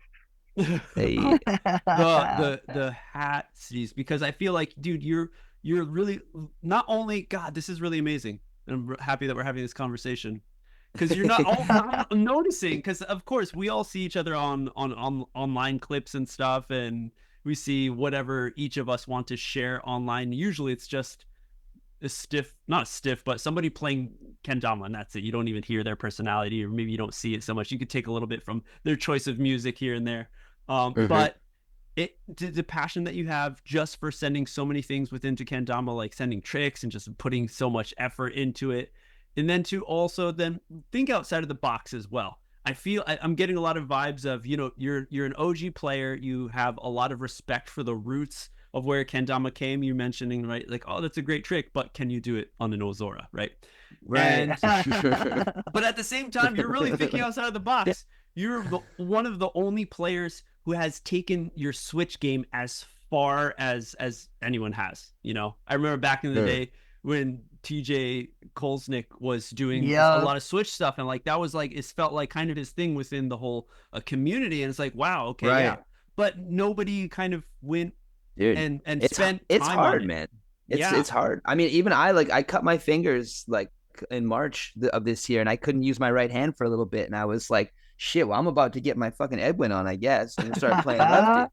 Well, that's the thing, dude. I mean, like, I think that it really comes down to, like, do you love the game enough? Because my wrist was so messed up. I was sitting there crying to my mom, like, if I keep playing with this messed up wrist, I'll only have like a year or two left with Kendama. Like, I won't be able to sesh beyond that because my wrist is going to be so messed up, and it's going to be permanent, I have to find another way to just play. And I'm like, dude, I have another hand. What am I saying? What am I doing?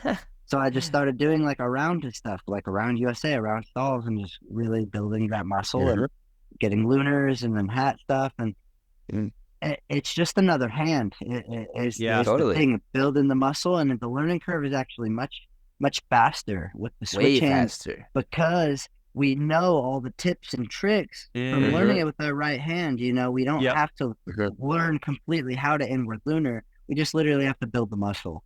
Yeah, totally. So it's really just like, man? Yeah. I don't know. Do you want it?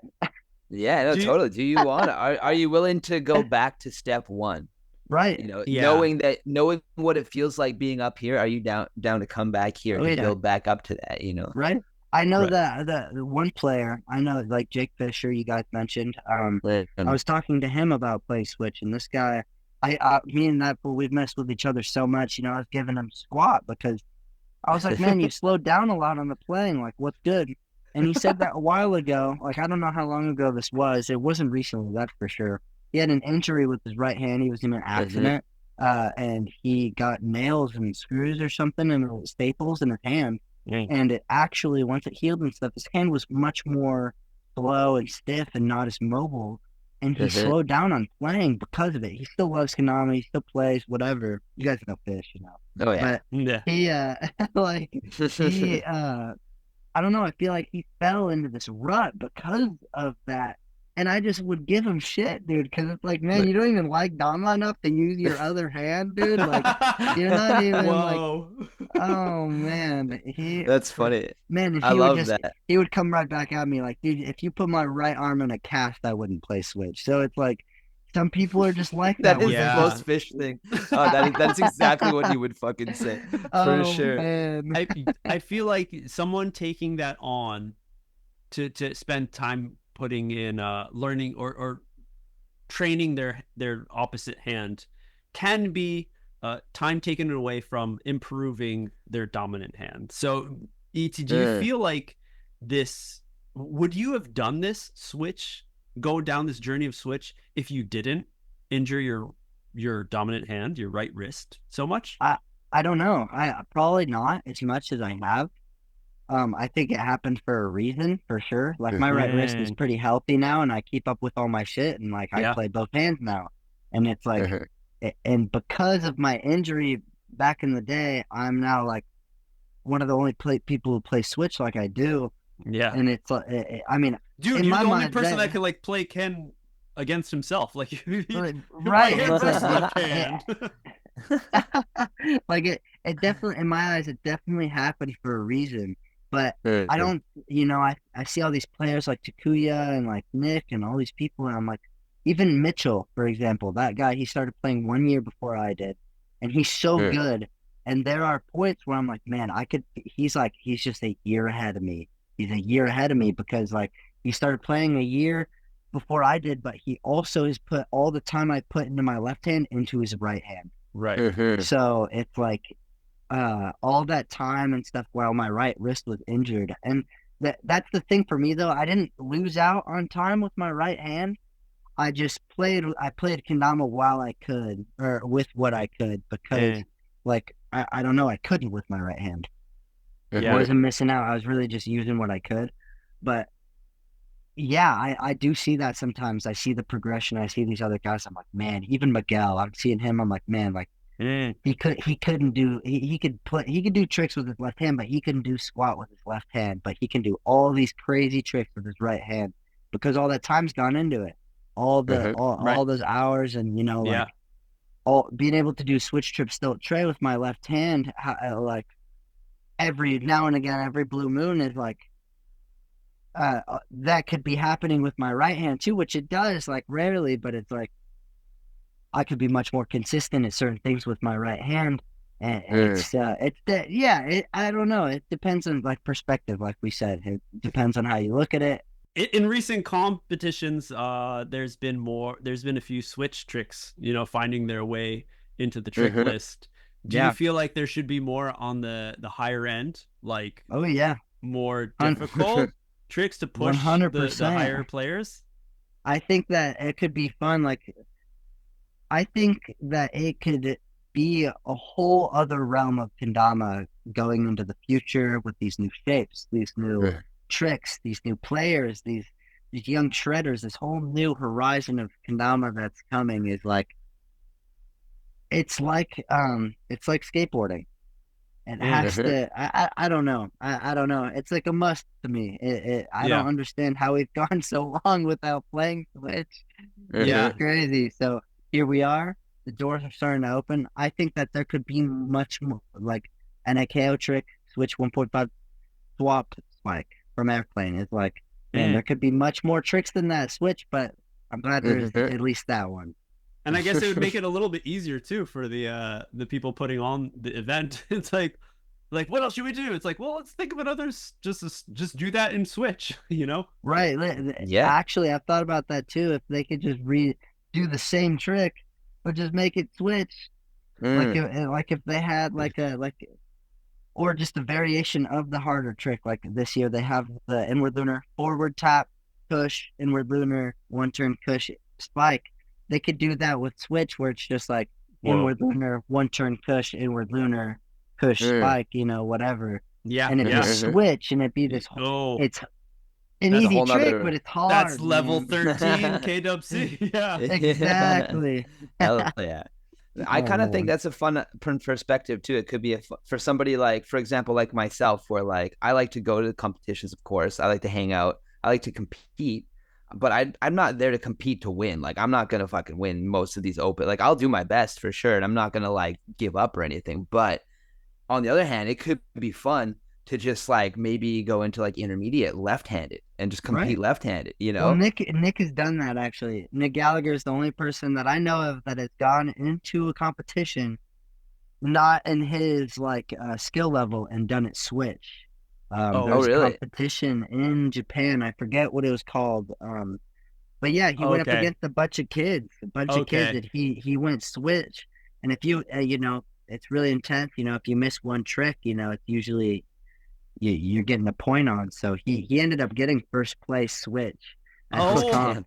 And Damn. I think he's the first person to hold the title with his non-dominant hand, dude. Damn. wow. That's Nice. pretty sick, actually. Nice. He must have So cool. that must have been so much influence from Akimoto Oh man, Satoru I bet. because he's the one player I remember back in the day. I was so impressed that and didn't even think about he decided to do JKA tests with his left hand. He's like, oh, I'm fifth down with my right. That's pretty much as far as I'm gonna get. Now I'm gonna do it. I'm gonna work my way up the ladder with my left. I'm like, whoa, Right. I didn't. That's okay. And this is just a small, interesting thing that I feel like most players don't think about. Even like, it's weird to say, but even like companies don't think about. If we're looking at the whole evolution of the Kendama sphere and what else we can do, it's like we're looking at these things externally that we can change the angle here and put different types of wood and put this here but no one's thinking about crocheting the rim of your hat. No one's thinking about like lessons or just focusing on your opposite hand. I think it's also like a longevity thing too, like Edwin, for such a young guy, you seem to be very like longevity mindset, like you have like this right injury or your right hand is like, sore or whatever. So I'm going to play with my left hand for a day, like I think that is like, we're talking about how people put all of that left and right time into only their right hand. But do you think maybe long-term, is that going to bite them in the ass and you're actually going to like catch up in a way because they're only using the right hand? You kind of burn out at a point, right? Like you were saying before. So whereas if you're doing the switch thing where you're like switching back and forth, then you might actually overall get more time. Yeah. Ooh. I mean, we'll see. We'll see, because like if let's say like right now I've been playing a lot with my right hand. If I just keep grinding with my right hand and I start like I'm like putting all this time into dominant hand playing, and these other people start playing switch while I'm playing like that, they're gonna catch up to me switch and have the dominant hand playing while I'm gonna be their switch and have the dominant hand playing too, but it's gonna be all caught up. So like if I just keep playing switch and I keep playing dominant, then I'll definitely like I'll stay ahead. I'll have like some I do have a couple of years on most people who play switch. So it's like I can withhold that, but man, in due time, people can. I hope like I keep talking about it and different things like this, where it's just like, man, I hope people hear this and really start diving into dominant hand play. Because I mean, non-dominant play. It's just that it's this whole other realm that's gonna really unlock the future of Kendama, dude. Like it has with everything, and for me too, like I've always thrown a ball with my right hand and wrote with my left.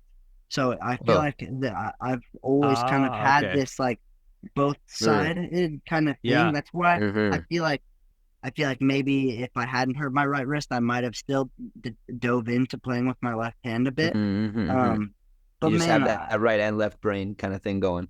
Right. Yeah, exactly. I think that I'm a sign guy, I'm into signs. I'm a Libra, which is all about balance. It's just literally balance is like the biggest thing with Libras. And I feel that really hardcore with me, where it's just like balance is everything. And it feels so good to play with my right hand and then play the same amount of time with my left hand. Like the feeling after that sesh is tenfold just the sesh with my dominant hand. Because when I get home and all this stuff, my left hand's like not used at all. My right side's all sore and I'm all unbalanced and I feel all weird and I'm just thinking about it the whole time. It almost haunts me. My left hand not being used haunts me, man. Damn. I gotta switch it up. I've always like brushed my teeth with both hands and eaten with both. Since I was a kid, I've always made sure to eat with my right and left hand. I've always kind of thought of that. I've never I haven't put it into practice as much as I've thought of it, but I've always enjoyed that too. I think that's something that juggling especially really opened my eyes to is using your left hand as well, because you have to learn tricks with both hands, and if you can't do it, then you can't do the trick. Oh, 100%. In soccer too, like if you can't go into being a pro soccer player without knowing how to kick that hard or Yeah, with that accuracy with your left foot or your non-dominant totally. foot. You got to have that down. Mm-hmm. It's like a given. Oh, and it's kind of like you said, it's a waste. You're only using half your body, and it's like Right. It's like, what are you doing, dude? And this other guy's using both of his sides. You're using one. I mean, it's obvious who's slacking. I don't know.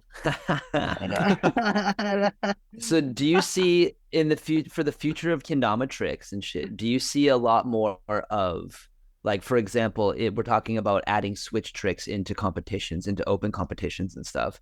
So do you see specifically keeping them separate, or do you see it more like coming together? Whereas like when I do switch tricks, for example, like I do like more juggling kind of style shit where I'm like, right. I'll do a lighthouse flip, throw the tom onto my left hand, catch it on the left hand, and then like back, things like that. So like when you're going back and forth, like a doubles trick with yourself rather than separating. I think that tricks like that could be really cool. Like the one you just gave an example for is a great trick that could be a part of competition list that would be simple to judge. But I think that the more we swap hands mid-trick, the harder it is for competitions to accept switch tricks like that. So if we really just stick to one hand, then it's going to be easier for the judges. But it's like this whole other world with like, I think that we can swap, not in a juggle, but if we're swapping hands with the same thing we're holding with the other hand. So like you said, lighthouse flip, you're swapping the Tama to the other hand. These things are easy to judge, and it's not going to be like, it's not this, right?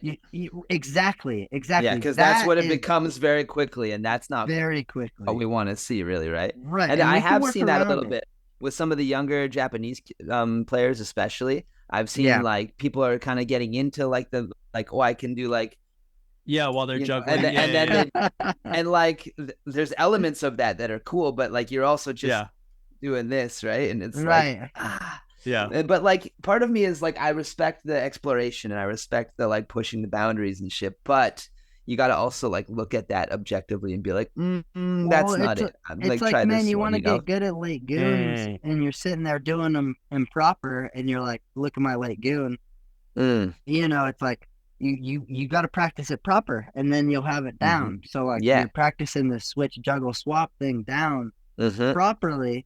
You're gonna have it down properly. There's not gonna be this weird thing, and it's okay to explore and dive into it, and it be weird at first, but as long as you like really dive into it proper, and I for example, like Madi is somebody that's crazy at Kendama. He's just next. Everybody knows Madi. So this guy is doing late goons improperly in the beginning. He's just not doing them right, and so somebody's got to say something. So me and I think a couple of other people just kind of brought it to light, politely, and just like let him know. And he changed it up, homies let him know. He changed it up, got him a little more proper, and now they're looking super clean. And it's like, I don't know. There's always room to improve and everything. I don't know. Totally. It's tough with Kendama. It's still really young, and it's really hard to figure out the legalities almost of all the tricks. What's acceptable? What's legit? What's not legit? It's like when you landed on that skateboard. Oh, did you put your hand down, fucking toes touch or something? There's a sense that it just gets highly technical. Yeah, exactly. And that's the thing that also needs to be like clean cut as the Kendama, the shapes are improving, the play has increased, the skill level has increased and stuff. So it's like, okay, we have to be more careful with those things too. Right. So people need to be taught. Hooking around. Edwin, you do lessons on your Patreon? You have a Patreon. So yeah, I had a Patreon there when I was in Florida. It gave me a bunch of slack, and they never actually I got to call some people, and I tried to work it out with Patreon, but it never really worked out, man. They never linked with my bank. I never was paid from them. Okay. So it never really. That connection was weird. Yeah, super weird, but it was cool getting some videos up, and people were stoked about them. I've thought about kind of doing more of them and trying to like kind of really fix this thing with Patreon. But Yeah. I'm when I was in Florida, I had like a super solid spot with a yard and like a place to like actually grind and explain these tricks. So like right now we're on the move to find a spot like that again, and I think Nice. that it could be something fun that I could keep doing more of in the future for sure. The amount, yeah. dude, I really hope so, because with the amount of like open-mindedness, the exploration that you've had throughout Kendama and your playing, you have a really good insight, and I'm sure really all the hours you've spent playing and getting good at all these tricks, just as we see the Gallagher's doing right now, being able to teach and explain their point of view, what they've learned in a really more hyper focused way, so that the people who want to learn the ins and outs, the correct way of doing it, they can do so with you, as well as supporting you. So that's really awesome to see. I didn't know that you had a Patreon until I was doing more spy work on your profile and stuff. But oh yeah. But so right now, nobody can sign up for lessons if they want to. So you can sign up and you can subscribe. You definitely can. I just pretty much have to work it out to where I'm actually getting paid from them. So it's just a kind of deal like that. But but the options there, that's cool. Yeah, because I've seen other people, in the Kendama world try go down this route of offering lessons, and some people giving a little shifty eyes to that person, being like, I don't know about this, but I feel like I feel maybe more open, or an avenue that I could dive deeper into is maybe having people hit me up for personal lessons, like me and somebody else being one-on-one on a video call, and they kind of just ask me tips about tricks that they've been wanting to get better at, maybe play me in Ken or something like that, just kind of kick it for like an hour and learn from and pick my brain for whatever they want to, and I get to know them and pick their brain for maybe something that I'm interested that they're all about, and like I think that could be something really cool and fun, and I mean, it could be something light too. If people are hearing this, hit me up. I'd be down to like FaceTime and session Dama. Let's do it. Yeah. I think that's an avenue that, again, not many people have looked towards doing, like players specifically. I'm not sure about how many like brands have ever thought about doing it. Of course, a lot of the brands put out tutorials and stuff. Yeah, from different levels, of course. But like in Japan, there are people who do lessons. Like Shinosuke has done lessons, like paid lessons with other people, players, group, like events that are, come to this event, this jam. It's like $10 to enter, and there is like a course, kind of the mini lesson worked into the jam. So it's like there's free time, there's tournament time, but there's also like, let's focus on improving everyone's game. Like a little workshop. Yeah. That's the English word I'm looking for, a workshop. And so that's awesome. And more also with like the pop swag guys, or that group, that crew, who a lot of people who've been moving to Tokyo and Yume and high receipts. Have really focused in on. It's really cool to see. It's like the work that the older generation have done to help them grow when they were young, to learn about Kendama, to get to know it, and now they're doing it for the young kids. Dude, it's so cool to see. I love seeing these because like when I met all these kids, like they were fucking like this big, man. They're just little up to my kneecap. Like I have a pic of the first time I met like and hung out with Shinosuke. I showed him last time I was hanging out with him. Yeah, dude, he was so tiny. I was like, I think my dreads were longer than him at the time. Most likely, straight up. Wow. And now he's like as tall as me, and he's just the world 16. champion. Yeah, dude. He's like, it's so crazy to see, man. Yeah, I love it. Yeah, and to see like not only his growth, but his growth as a human, where he's passing that growth onto these younger kids and like onto the next generation. Yeah, right. And it's a beautiful thing. It makes my heart happy. And to go to like just sharing that information. So it's like in Japan, it's seen like it's open. Like when Sue had his shop, he offered lessons as well for anyone who was interested in them. And yeah, it's just a really good idea, I feel, for anyone to try. Absolutely. Especially as our community grows and there's new people Yeah. coming in and they come to these events and see these high level players and they're like, what the fuck? How do you even? Right. Right. And then you're intimidated and just to go approach them and be like, how do you do that? Maybe not Yeah, all right, people, exactly. but there might be a few. Yeah. No, totally. yeah. And especially for someone like yourself, Edwin, it has like so much to offer where it's like, it's like, well, you should be the kind of person that's doing that. It only makes sense. Yeah, I think that meeting these big like pros and stuff, people are super nervous and stuff like that because it's like, I mean, they feel like they're putting them on this pedestal. So like if they're maybe if they've been on a FaceTime call with them a time or two, learning tricks and stuff, they'll be more inclined to meet them in person or like feel more involved with what they're doing outside of Kendama events and stuff like that. And then when you actually meet them at a Kendama event in person, you feel more of a connection. You're able to dive deeper into a potential like friendship instead of just like a fanship, Yeah. I've even noticed that even with the Nerds podcast, and I've had people like come up to me that I hadn't met before, and they would like recite some shit that I said, and I'm like, oh yeah, I did say that. That's sick. Let's Yeah. go. Yeah, and I think that's sick that like people can use that as like if it's a source of like confidence, like as a confidence boost kind of thing to just be like, okay, like I know this person's a human because I've heard them talk like a human. I've seen their friends. Like kind of thing, and they're not just a trick robot that fucking it looks all sick with the fucking P-Docs gear and the fucking sick Damas and all this. You know what I mean? Like, yeah, dude, definitely. I'm sure next, probably at NAKO, there's gonna be someone to be like showing off their quartz that they have, something more defined of or connected to a personality trait that you have, be like, I remember that'd be that. awesome. I connected with that. When I went to Europe earlier this year, I remember there was someone who probably heard from the nerds that I'm into Belgian beer. They're like, let's get Belgian beer together. I'm like, fuck yeah, Yes. It's like, yeah. It's really those Kendama connects everybody, but when you find different points to connect with people, that's when the bond becomes stronger, and it's just an amazing feeling. And that's, I feel like, what's another great point about the community as a whole. The Kendama is the tool, right? But it's the tool to connect us as humans. That nerd ball just gets bigger. The nerd ball.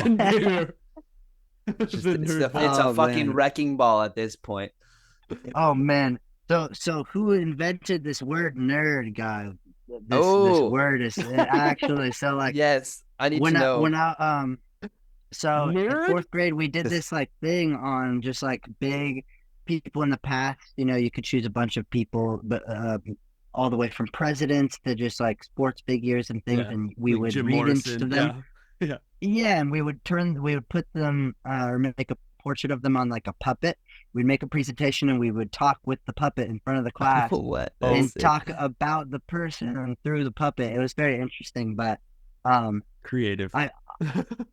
Dr. Seuss, dude. I chose Dr. Seuss and I dove into this guy, and he actually invented the word nerd. He was just, spitting bars like he always is in his books. Yes. And it's just one of those. The good doctor invented the nerd word. I love it. Actually, dude, he totally, it's just one of those words, weird ones that hadn't been used before, and he just mixed it to rhyme. Wow. And it just became a whole thing, dude. Now we're here on the Dama Nerds podcast.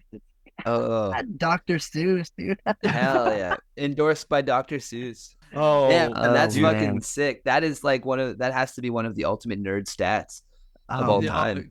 Completely. Maybe at the time when it started, maybe not so good, since the negative innuendos of the nerd word itself. Right. But it's turned into just some hobbyist, pretty much. The term of endearment. Someone who loves something. That's the same with the word in Japanese. Otaku, if anyone's studying, like otaku is seen as like like you're someone who loves anime, who is so nerdy that you don't have any friends, just like the nerd. What we thought about what nerd was when I was a kid. I was like, somone with thick glasses that's broken. The pocket protector with the leaky fucking ink. Yeah. Suspenders and stuff, and it's completely different now. So that's the evolution of things. You don't know maybe where it's going, but it finds its way to possibly surprise everybody. If you hang out long Actually, enough, dude. you will get the good shit. If you Real hang out kick. long enough. Oh man, Hey, well, time we've is a been wild thing. seshing for a while. Speaking of, nerds. Yes, this nerd ball has been fucking rolling. And Let's go. as per usual with all of our nerd episodes, we like to finish the episode with a few questions from the people who support over on Patreon. Thank you, everyone who supports Kendertainment Patreon. If you are up on that tier list 5 and up, then you are able to have a chance to ask a question to our nerd guest. And we had a few that come in for you, ET. The first one comes in from Max Ida, coming down from Japan. Max asks, where do you see yourself both as a Kendama player and a person in 5 years? What role do you think you play in the evolution of Kendama in the next 5 years? I think that in the next 5 years, I'm going to have a big involvement in taking Switch play to the next level. I see myself being in the top 3 best in the world these next 5 years for sure. It's a definite goal of mine. And yeah, I mean, I don't have like the classic 5-year plan or anything like that, but those are definitely some things that we're working towards right now, where we're just doing what we love, and whatever happens is supposed to happen. So you just keep playing Switch because we love to, and it's gonna spread like fucking wildfire. And when people are playing Ken and events more in person, and people are gonna start whipping out Switch tricks, they're gonna start feeling the pressure. I think that's what happened with skateboarding. People started landing Switch tricks, and they're like, man, I have to do Switch flip to be able to actually win a game of skate, and soon you're gonna have to learn how to switch whirlwind to even get any letters in games of Ken. So whoop. Yeah. Just wait a couple of years, we'll get there. Ooh, nice. And then he added this little extra. He says, I asked this because I see you as one of the most stoic, dedicated players in the game. And hey, if you listen this far, I would definitely agree with that, with everything 100%. That has been unwrapped in this episode. And then we have one from our third nerd, D-Ro asks, what are some changes that you'd like to see in the competitive scene? It continues, share using these 3 perspectives: as a competitor, as a spectator, as an event organizer. As all 3 Kendamas. I think that we could have a JK inspired event that has one specific Kendama that everybody competes with. I think that could be really fun. Talking about roots. There you go. I think for judging, for watching, for competing in, it would expand all aspects of what you get to witness at American events. Like, it would really just be different, I think, in all angles. I think that also Ron got to experience this firsthand, this new freestyle. You're saving a bunch of time. I feel like it's much easier to judge, and it's much funner to watch, dude. You're watching this back and forth. It's like a dance battle, dude. Totally. So yeah. I mean, I think these two things with like competing with the same Dama, and that could be really interesting, and really incorporating this new freestyle like concept into more events here in the US, just really expanding on that. I think those 2 things could really change a lot of stuff that I think have us in a bit of a competition rut right now. I think that there's these competitions that are coming, like EKC has been this massive event that has come up these past couple of years, but I think there's a lot of events that like could do something new instead of just starting a new event and it just be the same as all the other ones. I think there could be some new stuff, and these are things that could be new. Absolutely. It's a really interesting take, because I feel that, not sure if it's my kind of creator mind of being a perfectionist, or being maybe American and we're like, oh, we gotta be the best, America. But when you create something, when anybody creates something, you want it to be the best. And you want it to be better than all the others in some aspect. So I feel that there is a very hard perspective that someone can have on themselves. If they're like, I'm going to start an event, let me try this thing. There can be some thing holding them back. Examples like, okay, let's just do this where we're all playing Ozoras. They might be like, oh, but you know, Sweets did that first MKO or something, didn't work out. Maybe I shouldn't do it. This is a good, I feel like, hooking back around to the beginning. To be stagnant isn't the best. Change is good. Sometimes that change is a positive, sometimes it's a negative, but the change itself can still bring upon something better, something just something else. A new it door induces has the opened. evolution. Yes, it does. So that there has been a stagnant air of these tournaments that have been happening, these comps that have been happening, open, freestyle. We got girls in there too now. Okay, awesome. But what about something to totally keep everyone on their toes, to really surprise them?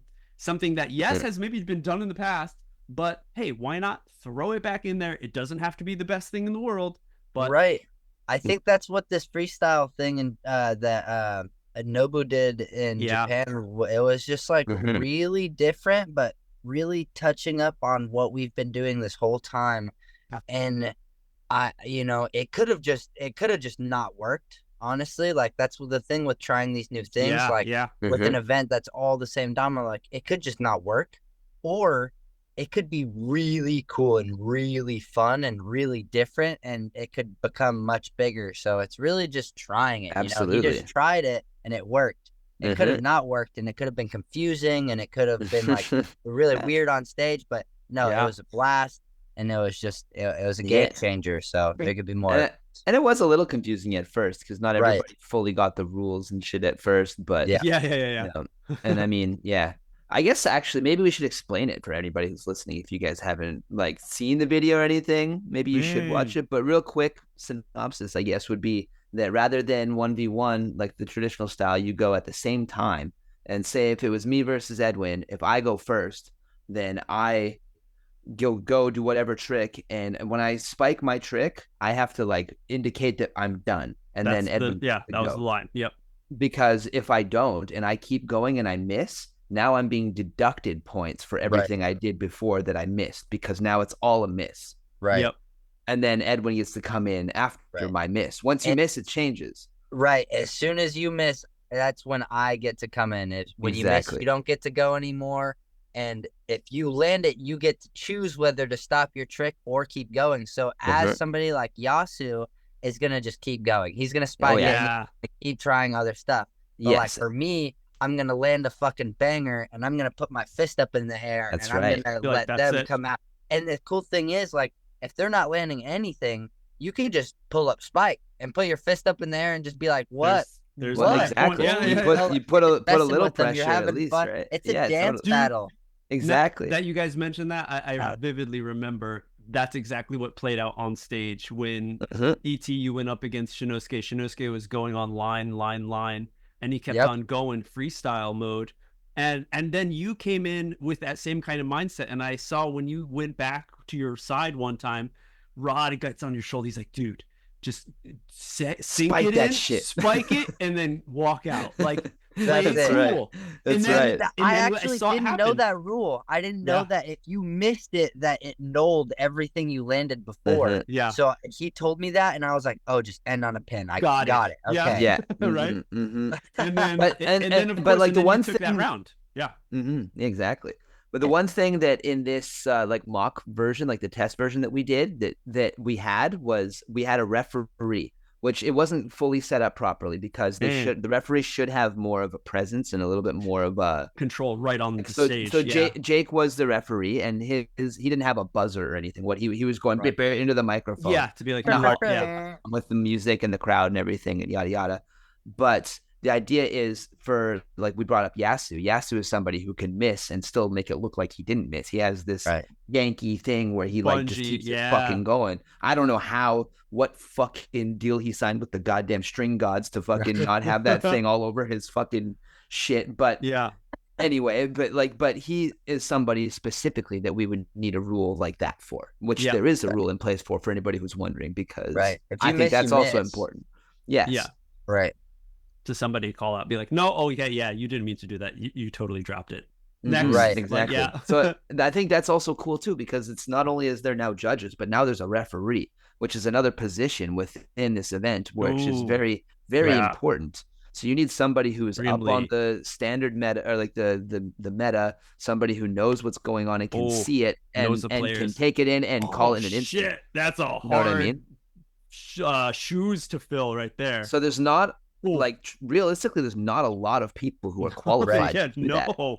There Yeah. is, but there is within our community, like percentage wise, I bet you could say like 15 to 20% of our community, I bet could do it. That's another thing too, But- are judges. I think a lot of these comps, man, they're just letting these people who've been playing for 1 year or 2 years be judges, and it actually upsets me sometimes, man. I had a match at Battle that was messed up, and I just, man, I know that I wouldn't have if, like, let's say Ben Harold was, Okay. judging my match.